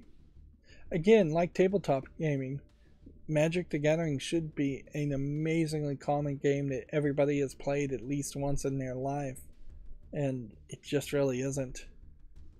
There's too much stigma around it, and there's just too much nonsense around it. Which is funny because the Pokemon card game is effectively just Magic the Gathering, and that's way more popular. Alright, so we'll go through the Video Games Chronicle news. Because I started early, there really isn't going to be that much news today, so we'll just burn through it fairly quickly. Yeah, we barely even got down halfway through the list. The finalists for the Italian Video Games Awards were revealed. We kind of looked at this list last time. The large majority of games are not recognizable at all to me. Guerrilla Games added a Lance Reddick memorial in Horizon Forbidden West because that actor suddenly passed away. I'm not sure if we ever heard what he died of. Maybe it was some weird sickness. He was at age 60, so it's not super young, but that's still pretty young to die. Sonic Frontiers Birthday Bash DLC adds a new Game Plus mode today. The game's second free content update also includes new challenges and moves. So yeah, I guess if you have beaten all of Sonic Frontiers, this gives you an excuse to play it again. And particularly if you're a Switch gamer exclusively, probably not a lot of competition as far as new content to play right now. The Nintendo Direct definitely set a future path to play a lot of games, but they didn't come out with anything new to play right now. So, and it, for like Pikmin 4, it would have made a lot more sense for them to promote purchasing Pikmin 3 and playing that instead of potentially announcing Pikmin 1+2, which is not going to be out for I think a month, which creates this weird backwardsness. Same with Luigi's New Moon Remake. It would have made a lot of sense for them to promote that you can buy Luigi's Mansion 1 on the eShop, or that you could play Luigi's Mansion 3 at the moment. But yeah, and certainly you could have promoted playing Mario Odyssey or playing any of the other Mario games before these new Mario announcements came out. We already talked about Superstars 3 days before Super Mario Bros. Wonder. I wouldn't be surprised if Wonder actually is the game people are least interested in after all is said and done. And then we already talked about testing playing games via YouTube, which is an interesting idea. We'll just have to wait and see how it really is implemented. Yakuza's bundle release axes Negoshi and others from the credits. Developers who left for Negoshi's studio are among the large number of affected staff. So out of pure spite here, dozens of developers who worked on the Yakuza franchise have been removed from the credits of a recent release of the games. This should be much more of a controversy, and there should be a boycott around that.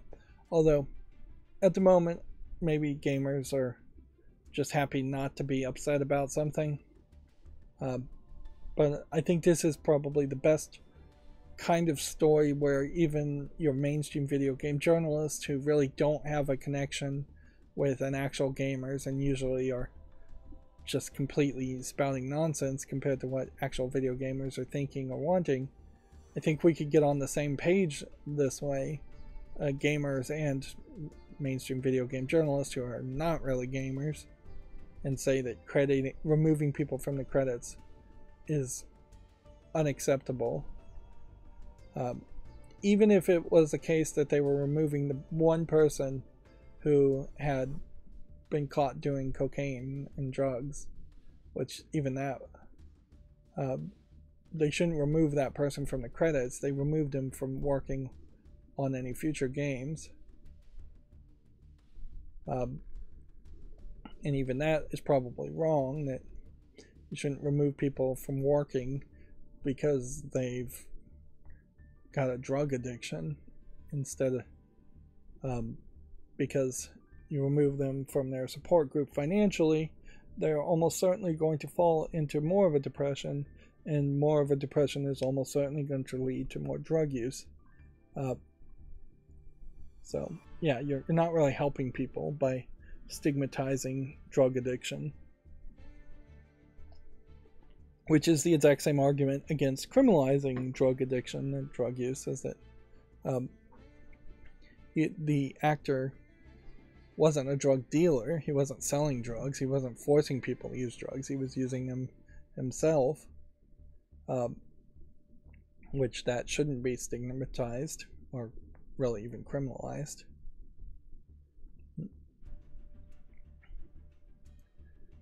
But yeah, there's no way to spin this than the others say this is wrong. And Yakuza is, I think, maybe published by Sega. I'm not sure. Moving on, we already talked about the Stephen King quote for $1. Multiversus has gone completely offline as it prepares for a 2024 relaunch. Multiversus really failed to get anybody's attention, despite the fact that they have the potential with Warner Brothers properties in license to have a decent number of characters for a Smash Brothers type game. It just didn't ever really seem like it had anybody's attention or any balancing or enough characters. Even here in this screenshot, compared to the most recent Smash Brothers, you're seeing 4 to, let's see, 9, 10, 11 people on screen. That's really not enough. There was a story that I think was misunderstood, in that Warner Brothers, now being acquired and owned by AT&T, was selling off its music licensing rights for its movies and well, just overall its musical licensing rights for everything it owns, which would mean that they're desperately trying to make money by selling like music soundtracks for movies to a different company, which I could see Sony, if Sony Music Group is still a thing, acquiring that. But then you create this weird situation where if you want to remake or reuse music from an old movie, you're paying Sony for your own music because you sold it off, and you can't potentially remake the movies in a new format without potentially paying whoever bought your music license rights away, depending on how you were going to go through all of the contract there. But yeah, Warner Brothers is desperate for money, and it definitely feels like it's one of those situations where, to acquire Warner Brothers, AT&T put some massive amount of debt on Warner Brothers by acquiring them, and now AT&T is going to try and gut Warner Brothers completely and sell it up and break it up. And I don't know if that really benefits anybody to have a Warner Brothers broken up. If all of a sudden you see DC as an independent company again, I don't know if DC survives, or if you start to see that like Scooby-Doo is owned by a different company than like the Looney Tunes, Daffy Duck. I don't think that really changes too much either. So they could be owned by different companies, and maybe those smaller companies would then have more of a reason to make more Tom and Jerry, or I said Daffy Duck, but this is Bugs Bunny, cartoons, which there really should be constant cartoons coming out on streaming services, on every streaming service. I don't even know if... Yeah, Warner Brothers, I think, is part of Discovery, so Discovery Plus theoretically would have a bunch of old cartoons. But we're seeing on streaming services that because one department is paying a licensing fee to another department, even streaming services like Disney Plus have removed some content because they didn't want to continue to put it on their streaming service and continue to pay for it. Willow, for instance, is getting removed. A very recent movie, Barbarian, is potentially going to be removed completely, just not available to be seen anywhere. So it really is being argued that a lot of these new streaming services inflicted themselves with major wounds that they may never recover from because they spent so much money trying to make a competitor to Netflix, which then only forced Netflix to increase its income by making less quality products and getting rid of password sharing. But effectively, it has just hurt the viewer more than anybody else, and it hasn't created real competition. There is no real competition in the streaming services, and arguably there's no real competition anywhere. Instead, what we saw was a whole lot of just increasing prices and raising income and spending money to try and acquire customers. But yeah, as far as competition leading to more quality products being made in streaming services, we really haven't seen that. Even the Discovery Plus being the place for Star Trek is no longer fully true, because one of the Star Trek Prodigy shows has been canceled and removed. A lot of this is around the writer's strike, I suspect, too. But yeah, everything's a mess. I went off on a tangent there. I don't believe, to get back to multiverses though, that we're going to have any real interest around the game. Foam Stars has a better chance of being the next big thing, and I suspect we will just get some other Smash Brothers game eventually. It would make a lot of sense to make a new Smash Brothers game for the next Nintendo console, whatever that is. A Diablo 4 developer explained how and where to find the 6 rarest unique items. There's only 6 unique items in the game as of the time he was talking. You had to basically defeat a level 85 plus enemies.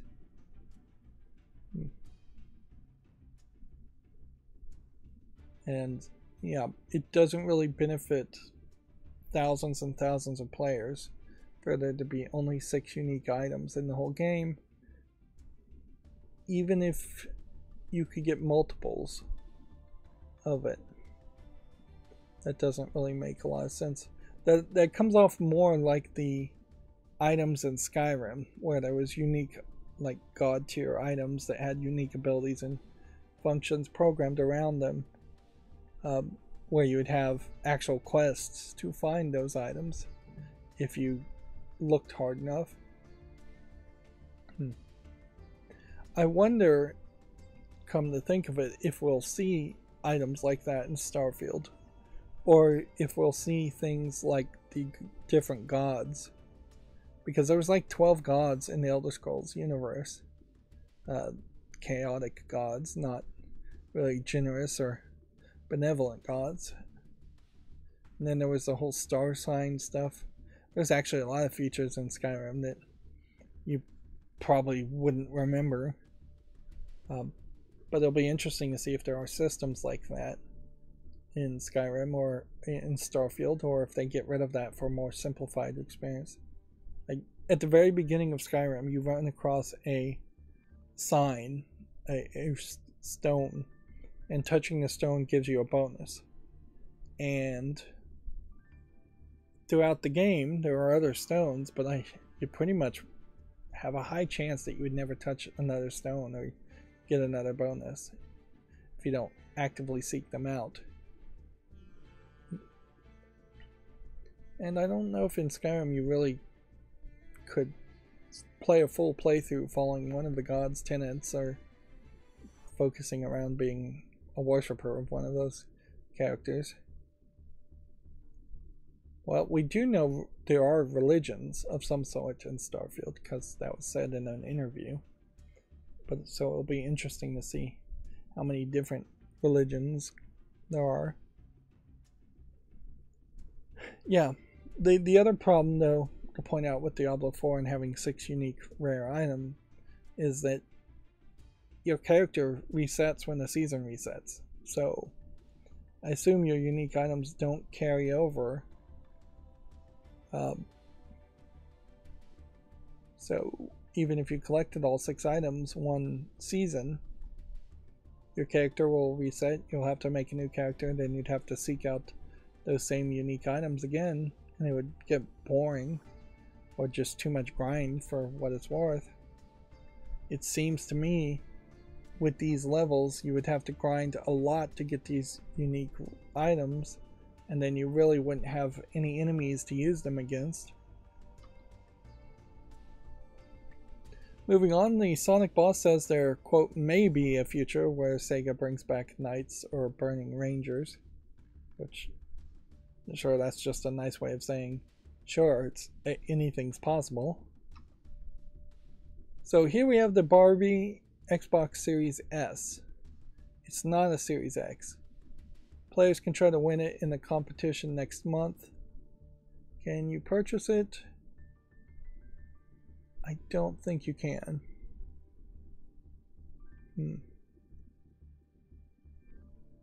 Let's see.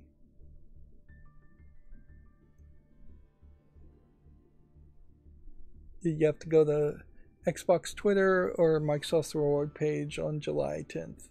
It's the only way to get it.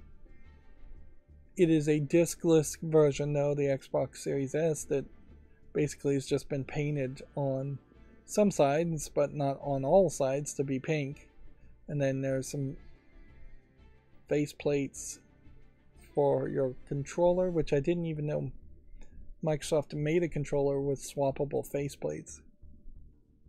That is a thought, certainly, to go towards the future, is that all future controllers should have swappable faceplate options. Feels like there might be an extra button down here to eject the faceplates and swap them out. But this is not 5 controllers. This is 1 controller and 5 faceplates. And then the rest of this is just a plastic playhouse that doesn't even look that good for a playhouse around Barbie. And then you also run into the problem of Microsoft just not really being that much of a sales pitch for girls, particularly girly girls who are interested in Barbie. It's probably been decades since there's been a Barbie game released, and I'm not sure any of them were ever released on Xbox.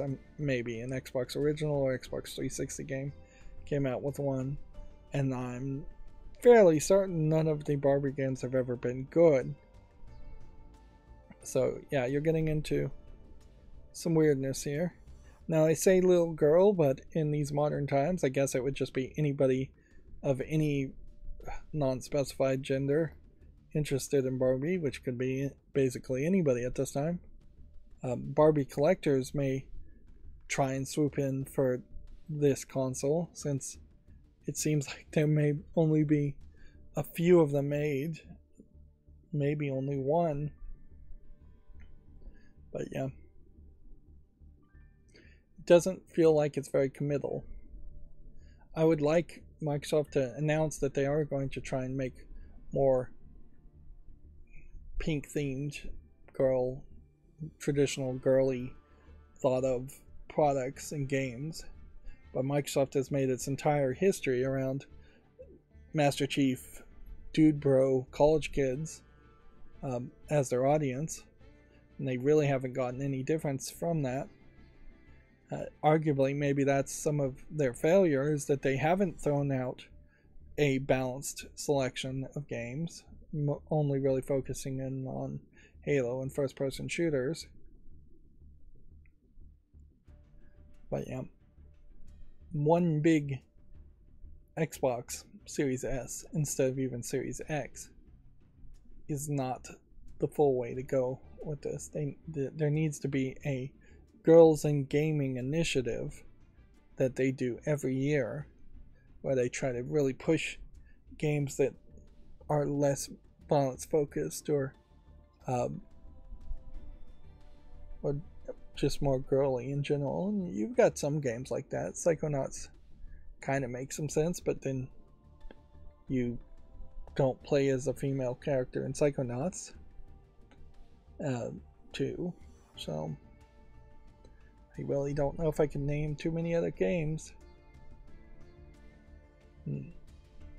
And I would imagine Microsoft would probably go with more of a badass girls in gaming initiative and try and have like Joanna Dark from Perfect Dark as a major focus, but then they'd have to put out Perfect Dark, and they still don't have a lot of characters around that. They'd have to promote heavily other games that they don't own, like Tomb Raider, Lara Croft, things like that.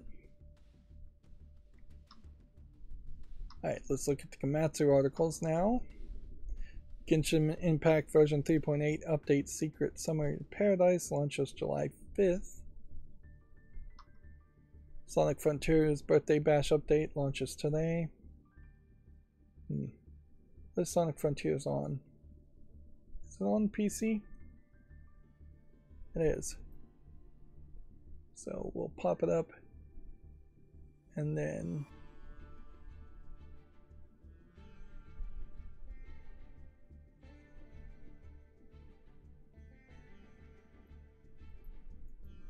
yeah, I feel like I have to find the DLC if I'm going to do something more, and the DLC just doesn't seem like it's here.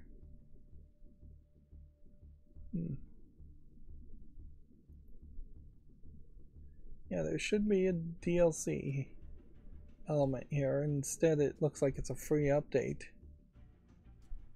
That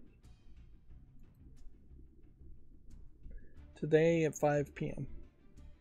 So I'll leave that and see if I can find the Sonic's Birthday Bash DLC and make a YouTube short around that. Otherwise, no YouTube short.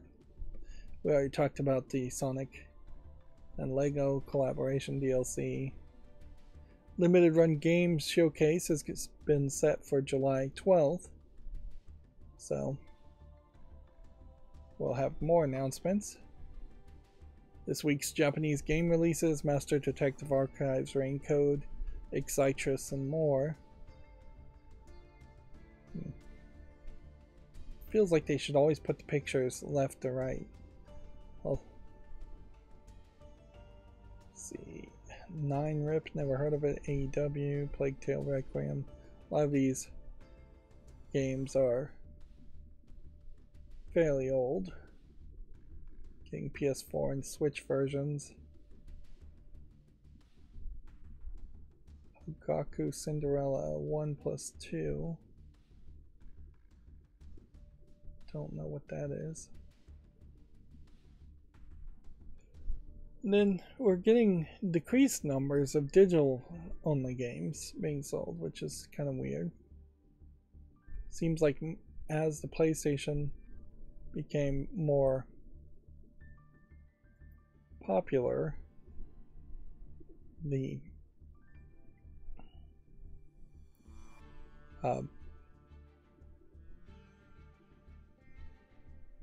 physical discs began to increase. Alright, well, this looks like this is a visual novel game with nudity in it. Interesting. Let me just double check if that is the case or not. Nope, it just looked like this lady was naked, but she's actually just in a bikini. Which, yeah. While Nintendo is somewhat lackluster, I don't think they're that lackluster that they'd have full-on nudity in a disc-based game. Earth Defense Force Series 20th Anniversary website has been launched. It's a shame that it's been 20 years of mediocrity at best around the Earth Defense Force concept. The general concept of people fighting giant alien insects is not bad, but the implementation of the quality of their games always has been. Will Long Fallen Dynasty X Naraka Blade Point collaboration launches June 29th. It includes the Crimson Knight and Loyal Drunk armor sets. Which, again, I guess collaboration events, if they're separate DLC. Yeah, it really needs to get down to, I'll make a YouTube short if it's clear what I'm promoting on the YouTube short. But I'm not going to make a YouTube short around the game that just seems like I'm promoting the main game a second time. In particular, I wouldn't make a YouTube short on this one anyways, since the reviews are particularly bad, which means I can also take it off the fall list while we're looking at it.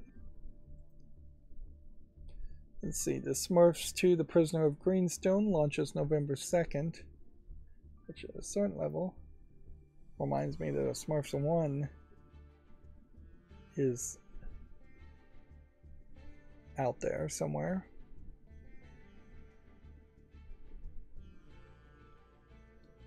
So we've got effectively a release date that hasn't been updated on Steam, so there's no reason to make a YouTube short around that.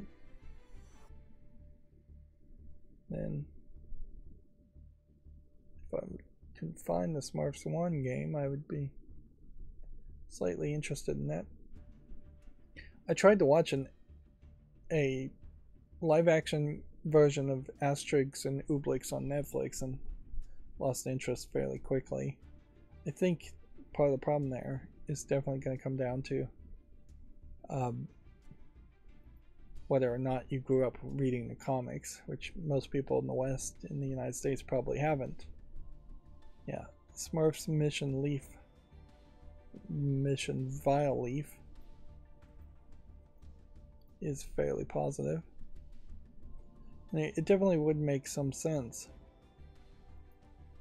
if I am going to try and have 2 time slots again to try and find some more kids games.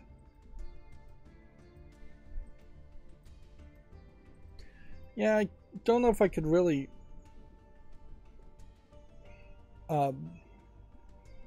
afford it, but there is definitely an argument to buying a Steam Deck if it was on sale again. Particularly if the price just went down even a little bit.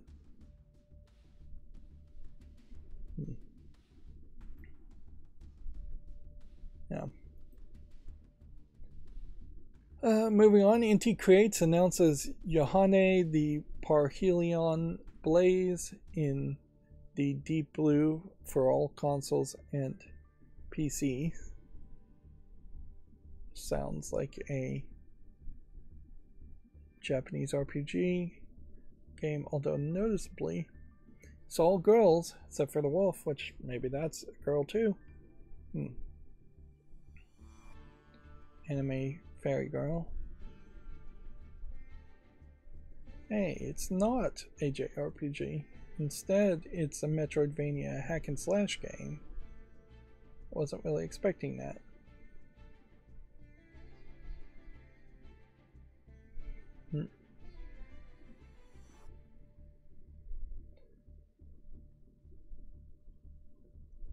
This is the kind of game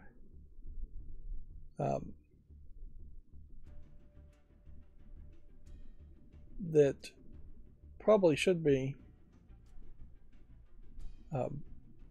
yeah, the wolf is female too. Probably should be maybe a little bit censored and released on the Xbox for little girls and more girly like games. For more feminine people, I guess, is the move. If you really even need to do any real censorship in it at all. And that's why Microsoft certainly could try to attract more females.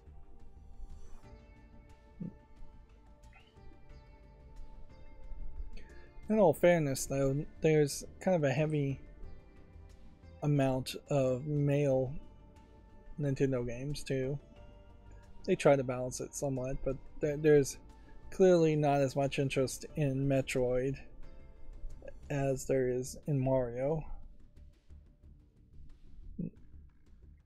Or even Wario. There's more Wario games, I think, on the Switch than there are Metroid games.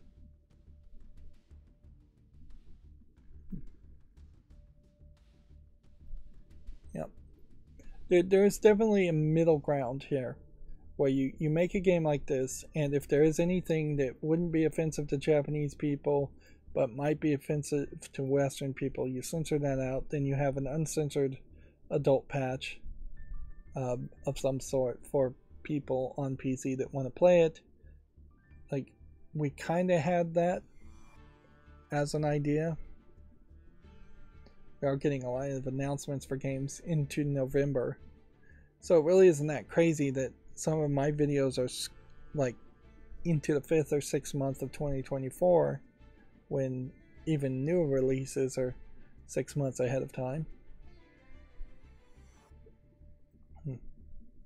Yeah, we talked about Haunted House, and we looked at that, and yeah, you can definitely tell it's a completely different game with the same name, which is fine.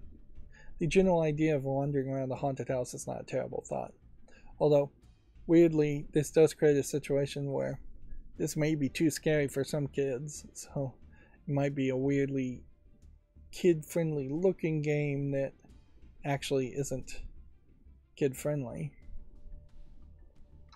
And then you'd have to lean heavily on adults, and probably adults with nostalgia for the original Haunted House, of which I doubt there are many, to purchase Haunted House. You're really setting yourself up for failure immediately, unless it's just a super cheap game.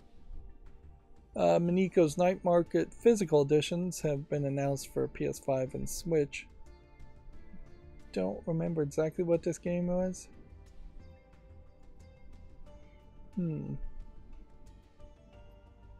It sounds like it would be a horror game of some sort, but I'm not sure. It's not out yet. I really don't have a way of knowing if something got reviewed very well until I look at it again through the fall list cleanup, which that works well enough, but with infinite amount of energy and time, I would be looking at the new and trending list and see if anything's come back to new or trending. I did hear about one game that was not particularly well received that then effectively overhauled their game and is now back on the trending because it's much better received now. Atari has announced an arcade shooter reimagining Quantum Recharge for all consoles and PCs. Let's see, do we have a Steam link? Even in this new reimagined screenshot version, the game still looks particularly old. It's one of these top-down fly-around space shooters. Maybe you're drawing a circle around enemies. Trying to do something slightly different there. But yeah, doesn't seem to be complicated enough for a modern game. And we'll go through the GameDeveloper.com articles. We had already talked about EA E3 potentially being canceled for 2024 and 25. Most people seem to be in the opinion that that is likely the case. Although it's possible that E3 is run just a completely different way and doesn't need the convention center anymore, which that probably is a smart move to get away from the physicality of E3 and turn it into more of an online only event, which they could have done that this year too, and they didn't. Let's see. Xbox said Activision forced it into a lesser Call of Duty revenue deal. That was part of the lawsuit initial statements.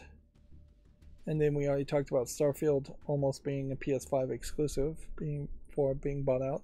That too from the FTC hearing. Alright. So I changed my trigger on my programming. At this point, the auto blur should be seeing this page and turning on the auto blur, assuming I've got the right thing. So we shall see. Did it auto blur then? No. Did it auto blur then? No. Okay. Halls of Torment. Do I want to play this game? I don't think I do. It's early access, it's overwhelmingly positive, but visually, it looks like a Vampire Survivors game. It doesn't really catch my attention. Yeah. I don't know if I'm just generally a negative Nancy or what, but I just don't feel very interested in the live games when they get a lot of hype. That Loop Hero game was a similar example where people were talking about it quite a bit for a few weeks, and it didn't look like there was anything there that really made me want to play it anytime soon. I do think Loop Hero, though, is on my wish list. Half-Life Alyx still requires VR, unfortunately. It's overwhelmingly positive. And if anything, Half-Life Alyx shows the maximum potential of positive reviews that you're likely to ever have, 69,000 at most, whereas number of followers was 230,000, all-time peak was 42,000. SteamDB does not tell me potentially how many people have played the game, though. I don't think that information is available. Half Wing has only 2 reviews, though, so that can leave the fall list. Romantic Distancing, Half Past Fate. This feels like this is a romance dating sim, but for people who are far apart. And while it is 85% positive, it's just not hit that 30 review mark from 2021. So, plus I'm not going to play that many dating sim games anyways. If anything, I have to admit and be true to myself that I'm probably more likely to be interested in an adult game than I am a dating game. The actual romance part, not something I'm super interested in. Half Dead 3 is not in early access anymore. So you do have this weird situation where the Half Dead series came out very quickly. What's the number of people online now playing it? 3. Peak today 12. So if I was going to play this game, it would be most likely just solo anyways. There's a flash in the pan based on the general idea of making a kind of low effort, medium polished game that was based on the Cube sci-fi movies, which isn't the worst idea.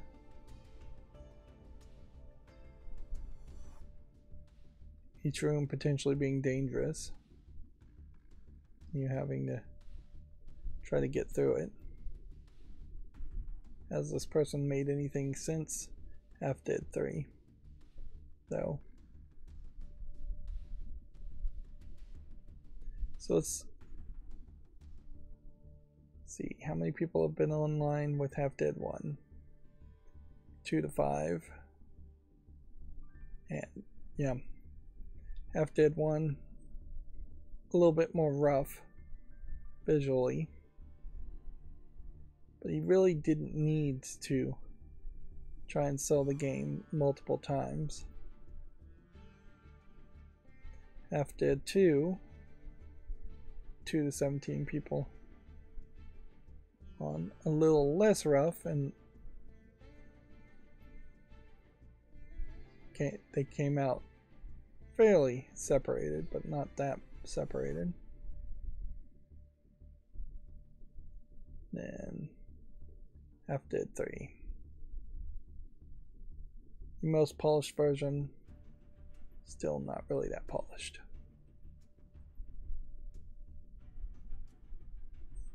It's not really asking that much. The entire bundle is only $8.99.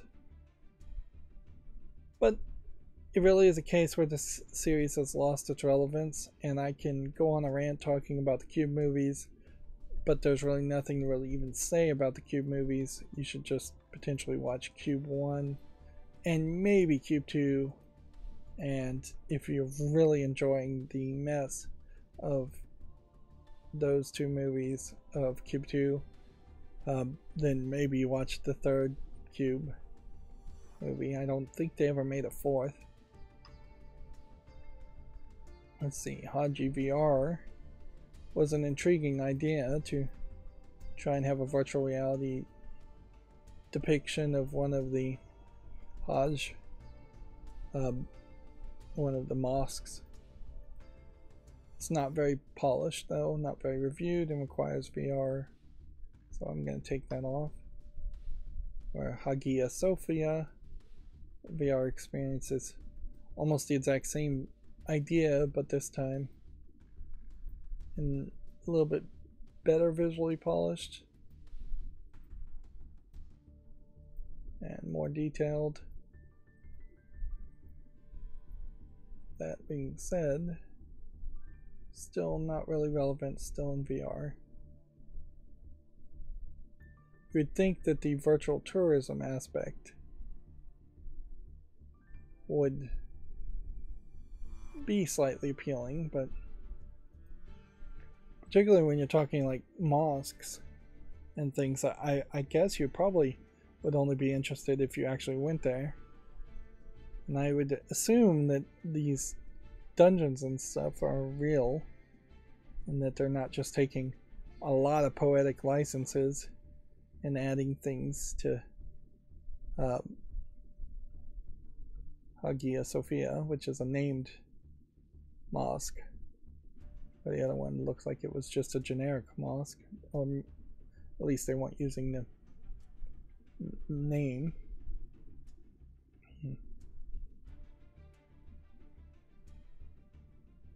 A lot of this, though, looks like it's being depicted in its current state, where it probably would have been nicer if things were better well lit and shown off in their best state. That would give you more of a reason to potentially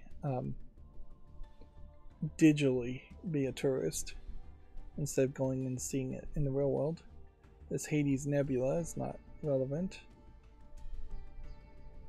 Although I guess I could give it more time. I don't know why it would have even been on the fall list in the first place.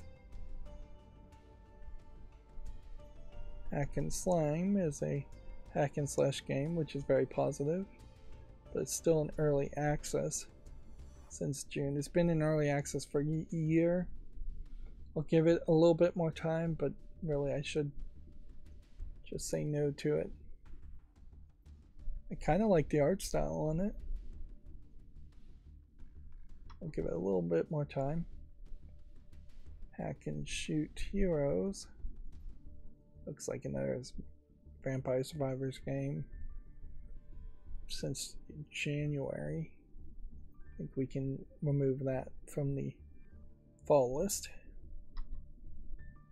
And then here we have an adult game, H Isekai Loves, which is very positive with 1,154 reviews.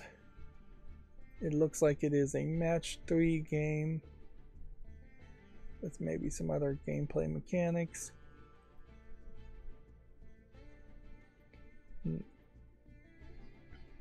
But I think really what we're going to come down to is the wheels are going to have to hit the road here, and I'm going to have to figure out, is there a way I could play this? Well, it looks like there is, because the game has an 18 age patch.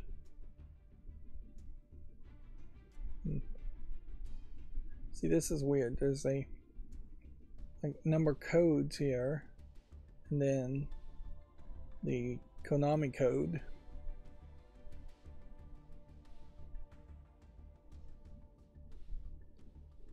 And yeah. So it does seem like I could probably play this game. Don't know if there's the biggest reason why I would want to play this game. You see this secondary currency. You see a lot of stuff here that seems like it might feel a lot more like a mobile game than you really would want to play. But yeah, I guess it meets the metrics, and I do need to get adult games off the following list. So let's put this on the wish list and say this looks like this is somewhat playable if all of a sudden I was going to try and play more adult games. Which more adult games honestly wouldn't be that many more adult games anyways, because the quality of adult games tend not to be that good. Now, it's possible that my trigger point was messed up, and this may turn on the auto blur. So we shall see if that's what happens. Did that turn on the auto blur? No. Did that turn the auto blur on? No. Alright, so then we're just going to go through all of the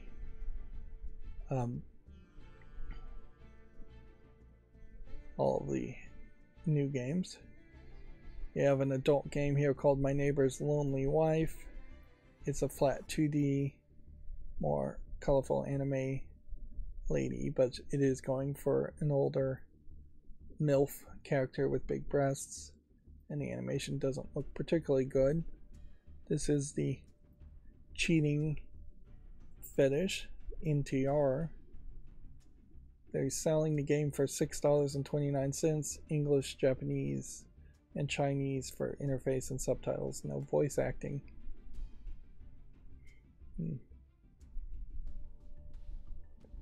They call it NTR, but it's Netorare, Netorare.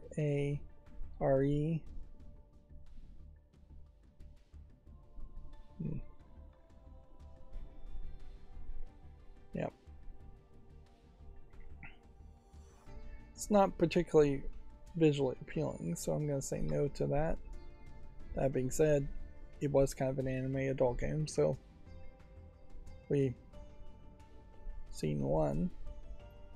This Trauma Squad looks like low effort 3D modeling. Looks more like a incredibly low quality animation, not a video game. It's free to play, but it's Korean only.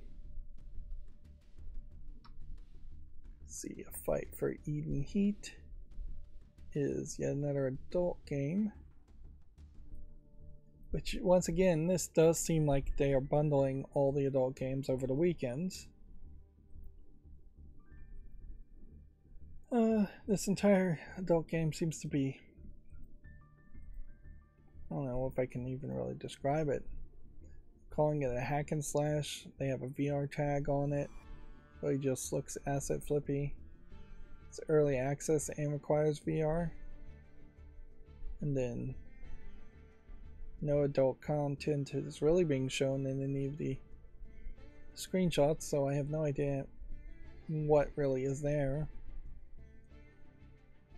And this is more of a 3D characters, but really I would just lean more into them being asset flips. Then we have yet another adult game, and the fact that they're all side to side definitely shows some bundling, called Maid Gardener, one word, and it looks to me like you have these like fairy anime characters from a top-down perspective, and then you have a cage weapon that spins around you and protects you, but you also seem to have a gun that shoots out a green ball. And you're playing as this maid that gets different costumes. So in a lot of ways it feels like it's just a really low effort Vampire Survivor clone. Selling for $6.99. It's English and Japanese subtitles only. Yeah, I'm definitely not seeing any real quality there. It doesn't even look good as a game in general, or as a Vampire Survivors clone. And then next we have a dildo catcher, which is literally just a 3D model standing on its head, sliding left and right as the sex objects are falling downward on the lady. Which, this really doesn't feel like something that's big enough as a game to justify being even allowed on Steam.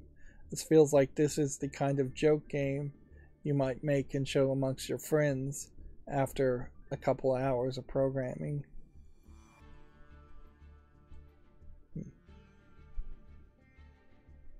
The objects that are entering the 3D model's body are not leaving the body at all, which is crazy too. $2.54 English only.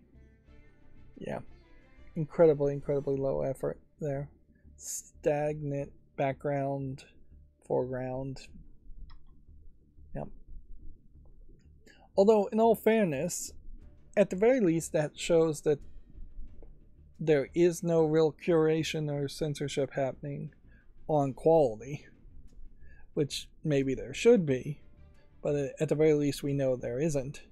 What is happening though is we're still not seeing as many visual novels as you probably would expect coming out on Steam of an adult nature. Although I really haven't even seen a lot of announcements for new adult visual novels. So yeah, it might be a chicken and an egg problem too. This Royal Lavinia, it doesn't feel like there's quite enough here on this game. Just health and coins and hacking, slashing the same enemies over and over again. So I'm gonna say no to that. Math game looks just like it is a mobile phone port, so no to that. The Assailant's Arrival looks like an asset flip garbage game, so no to that. Swiggert's Last Will looks like it's a collection of puzzle games, but visually it's not quite polished enough even for an escape the room collection of games, which is I imagine what it is, so no to that.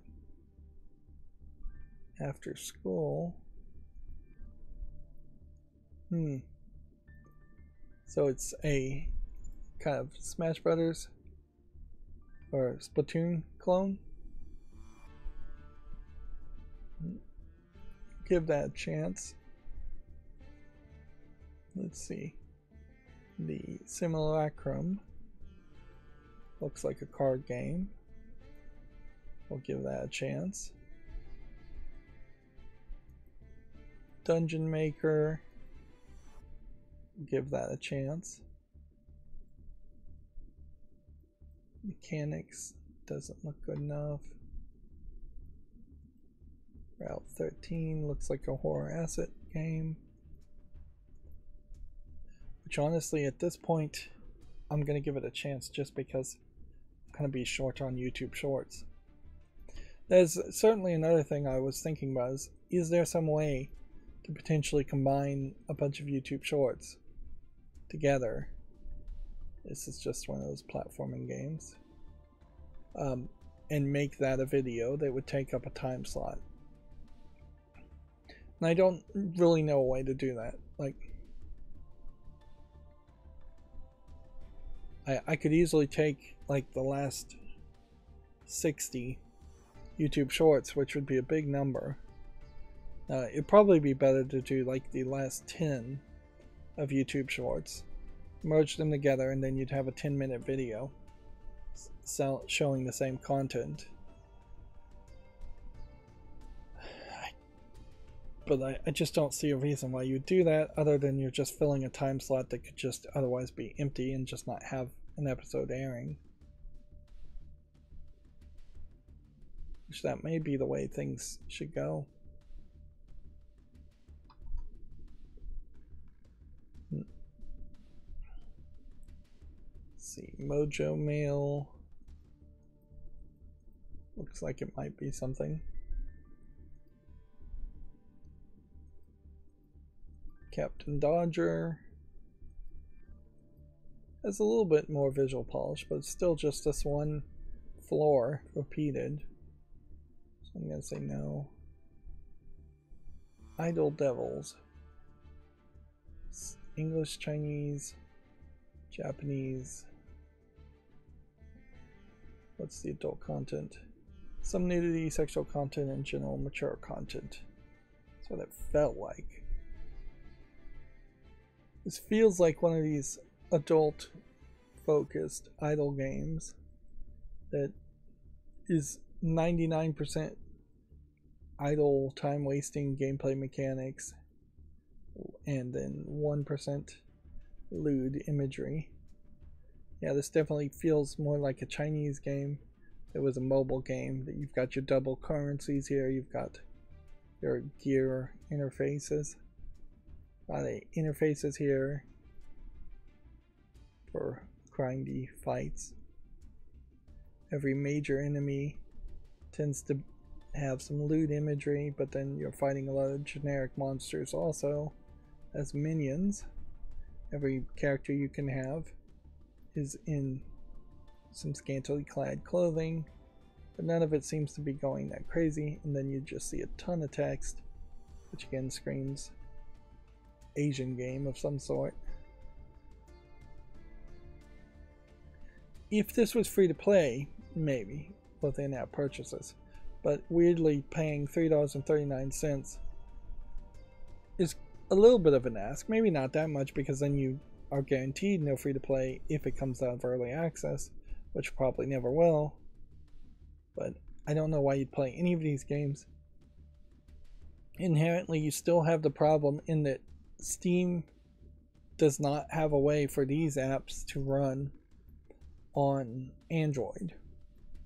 If the ProtonDB Steam Deck compatibility layer all of a sudden could get a lot of games to play on Android, and buying a game like this for $3.39 also let you play the Android version of this or on your cell phone, then an idle game makes a lot more sense. But idle games on your desktop PC or laptop doesn't really make any sense at all.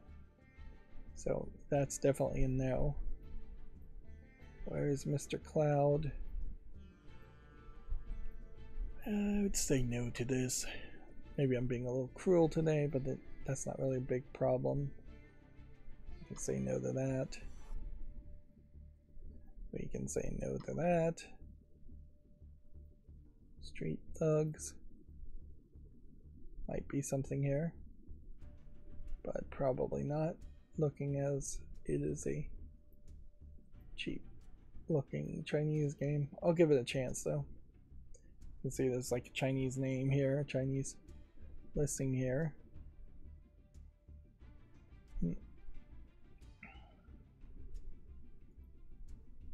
Loop. Looks like it's a Korean FMV import game. Unfortunately, it's only Korean, so we can't do anything with that. Survival Revelation, End of Days. Doesn't look like that. You know what I just thought of? I'm pretty sure I bought Raft. So I could play Raft fairly heavily for a long amount of time and fill in that new time slot. Yeah, I should look into that and think about that. I probably have several other games I could play. Don't know why this page loaded that way, but whatever. Herald of Havoc.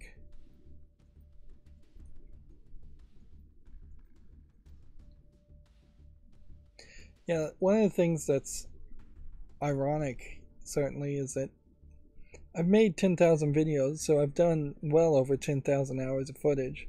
So I've talked a ton ever since starting my YouTube channel.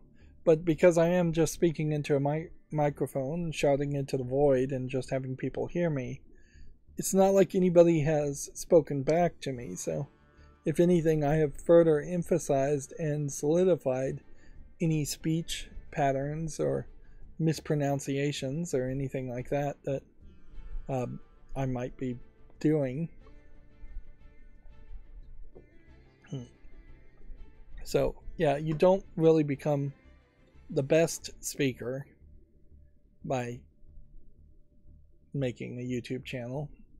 If you have a podcast and you're talking to somebody else, that probably would help you a lot more. But if you are just the only person in the room, you only get better at speaking and potentially having something to say. You still miss out on a lot of other things that could be improved upon. Guess multiple pages here didn't load. I wouldn't be surprised if the remaining pages all have to be reloaded.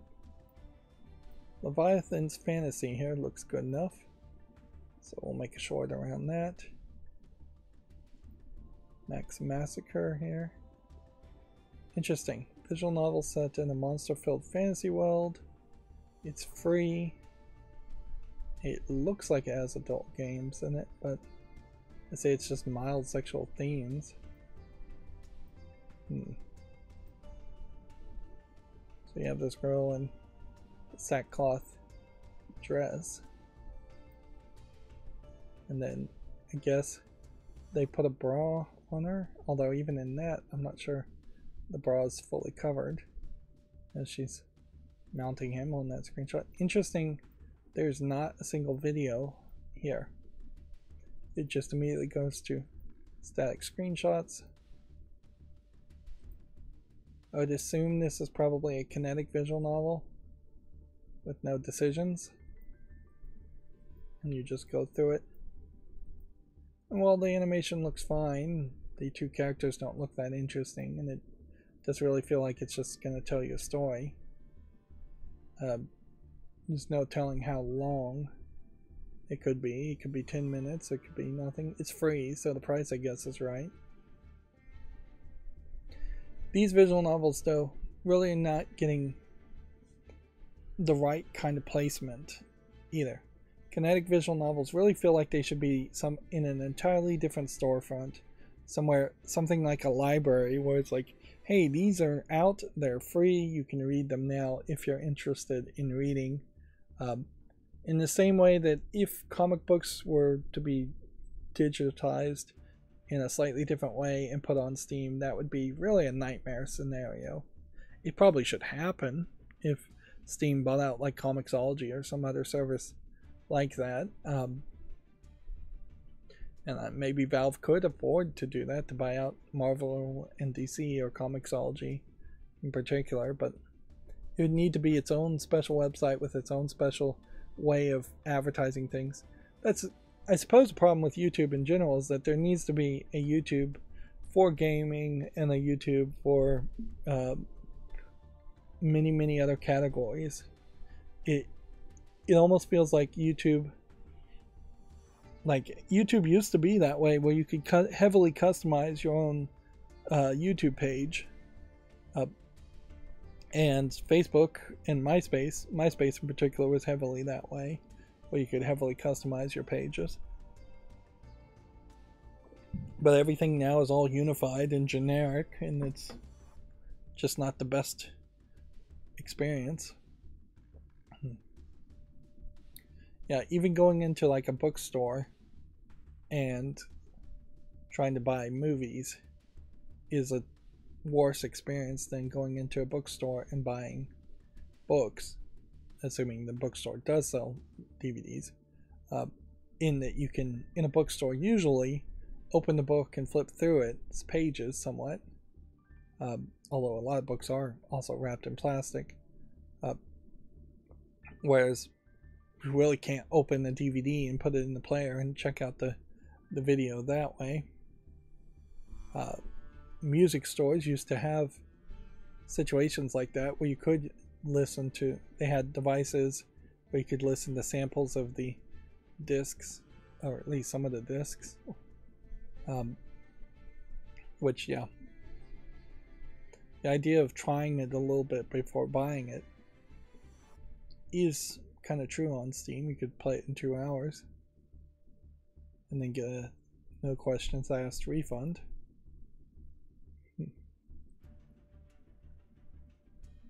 Moving on. Let's see. Dream Park Story. Doesn't look like anything of interest. It's not really a big problem if we started to make it less YouTube shorts anyways. I would like there to be less shorts being made. Again, this is a mobile game. It looks maybe a little bit more polished. But we've seen State of Survival ads on Google Play ads over and over again, and this is clearly a State of Survival clone, which doesn't immediately eliminate it from consideration, considering State of Survival I do not believe is on Steam. So if you really did enjoy State of Survival, which you probably won't, then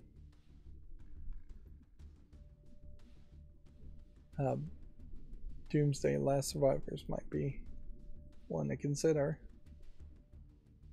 I could also see myself, if this was like super popular, maybe trying to move to something like this, which has daily quests instead of playing a collectible card game. That probably wouldn't work, but there is always this thought that it would be nice to get away from playing CCGs and finding something else that I could play instead while warming up. There's this game called Survival Journals also that caught my eye.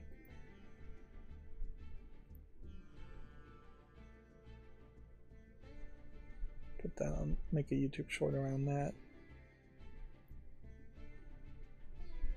Let's see, Tale of Gallery looks like an RPG Maker game, which notably I haven't even thought of RPG Maker today.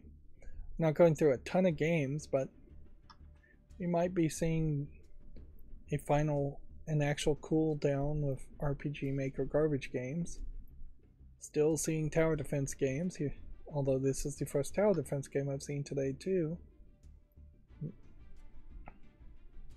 that I can remember. Although in all fairness, I possibly have already forgotten what I've seen today. I think we'll say no to Time Knights versus Zombies. Grimworld Survival. Looks like it's just an asset flip survival game. No quality. Dot here, I suspect, is kind of an asset flip puzzle game. Yeah, it's not visually polished enough.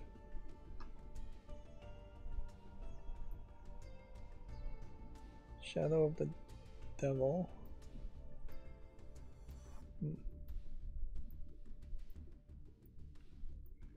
Yeah, more and more, I think I probably will end up making these like dark screenshot horror games and putting them on the follow list and making YouTube shorts around them. Visually, this isn't quite polished enough for what it's trying to sell as an MMO. A lot of things here with this Unreal Engine at the beginning of it, which makes me wonder if it might be the same publisher or developer.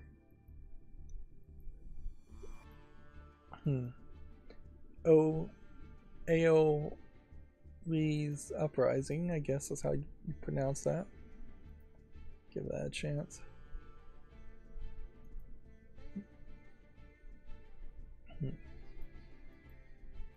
Dust and Aliens might be something. Although basically it's just Borderlands.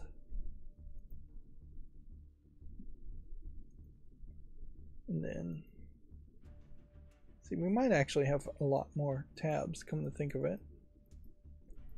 I'm not going to promote slide puzzle games though. UWD, You Will Die. Doesn't look like anything.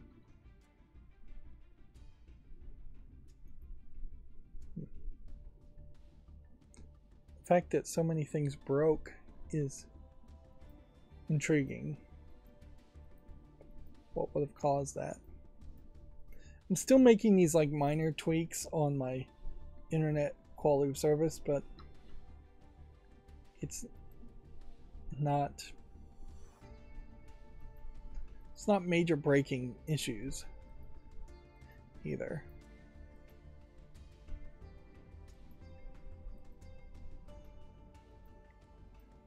I think we're gonna say no to this game.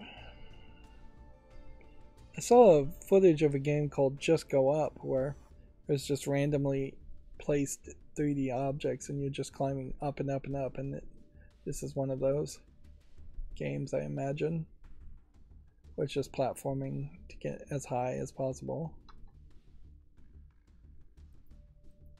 Cones in space doesn't look like anything. Yeah, we have an adult game, I'm sure. Yep. My Unusual Feline Friend, a 2D cat girl, anime girl. Let's see. Not sure if there really is any visual novel here, or if this isn't just straight up a simulator.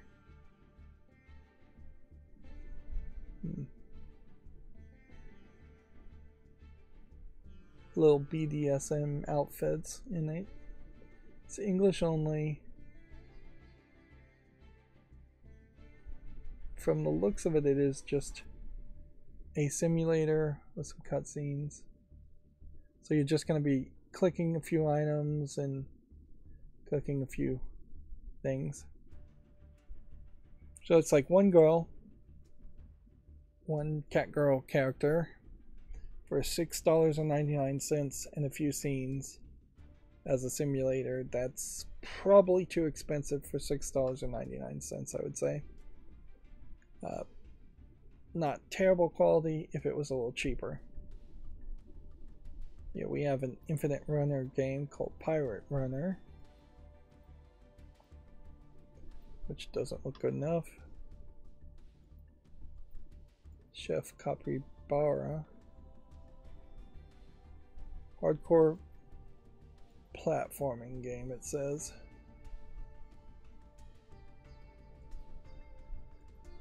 I don't really feel like there's platforming going on here.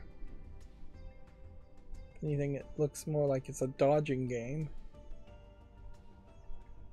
It feels like it's all over the place though, with a capybara and then cooking and claiming it as hardcore platforming and then collectible gems of some sort. That's just too much all over the place. I'm going to say no to that. We have a game called Wrong God, which looks like a Vampire Survivors, possibly too zoomed in hack and slash top down twin stick shooter game. At a certain point we would have called these Gauntlet games in the old days. But they're calling it an action roguelite. Like 99 cents. I'm just not really seeing enough variety here. I say yes to that though. Alright, and then that's the end of the show. So again, we're staying just under 3 hours on these streams, and that's working out fairly well. We'd take less time, of course, if I wasn't looking at adult games, and we'd take more time if we had more games and more news, which we might have on Wednesday. Anyways, that's going to be it for this stream. As always, I ask you to like, share, subscribe, comment, and watch every second of my videos. If you want to support me further, there's some links down below. Thank you for watching. Have a good evening.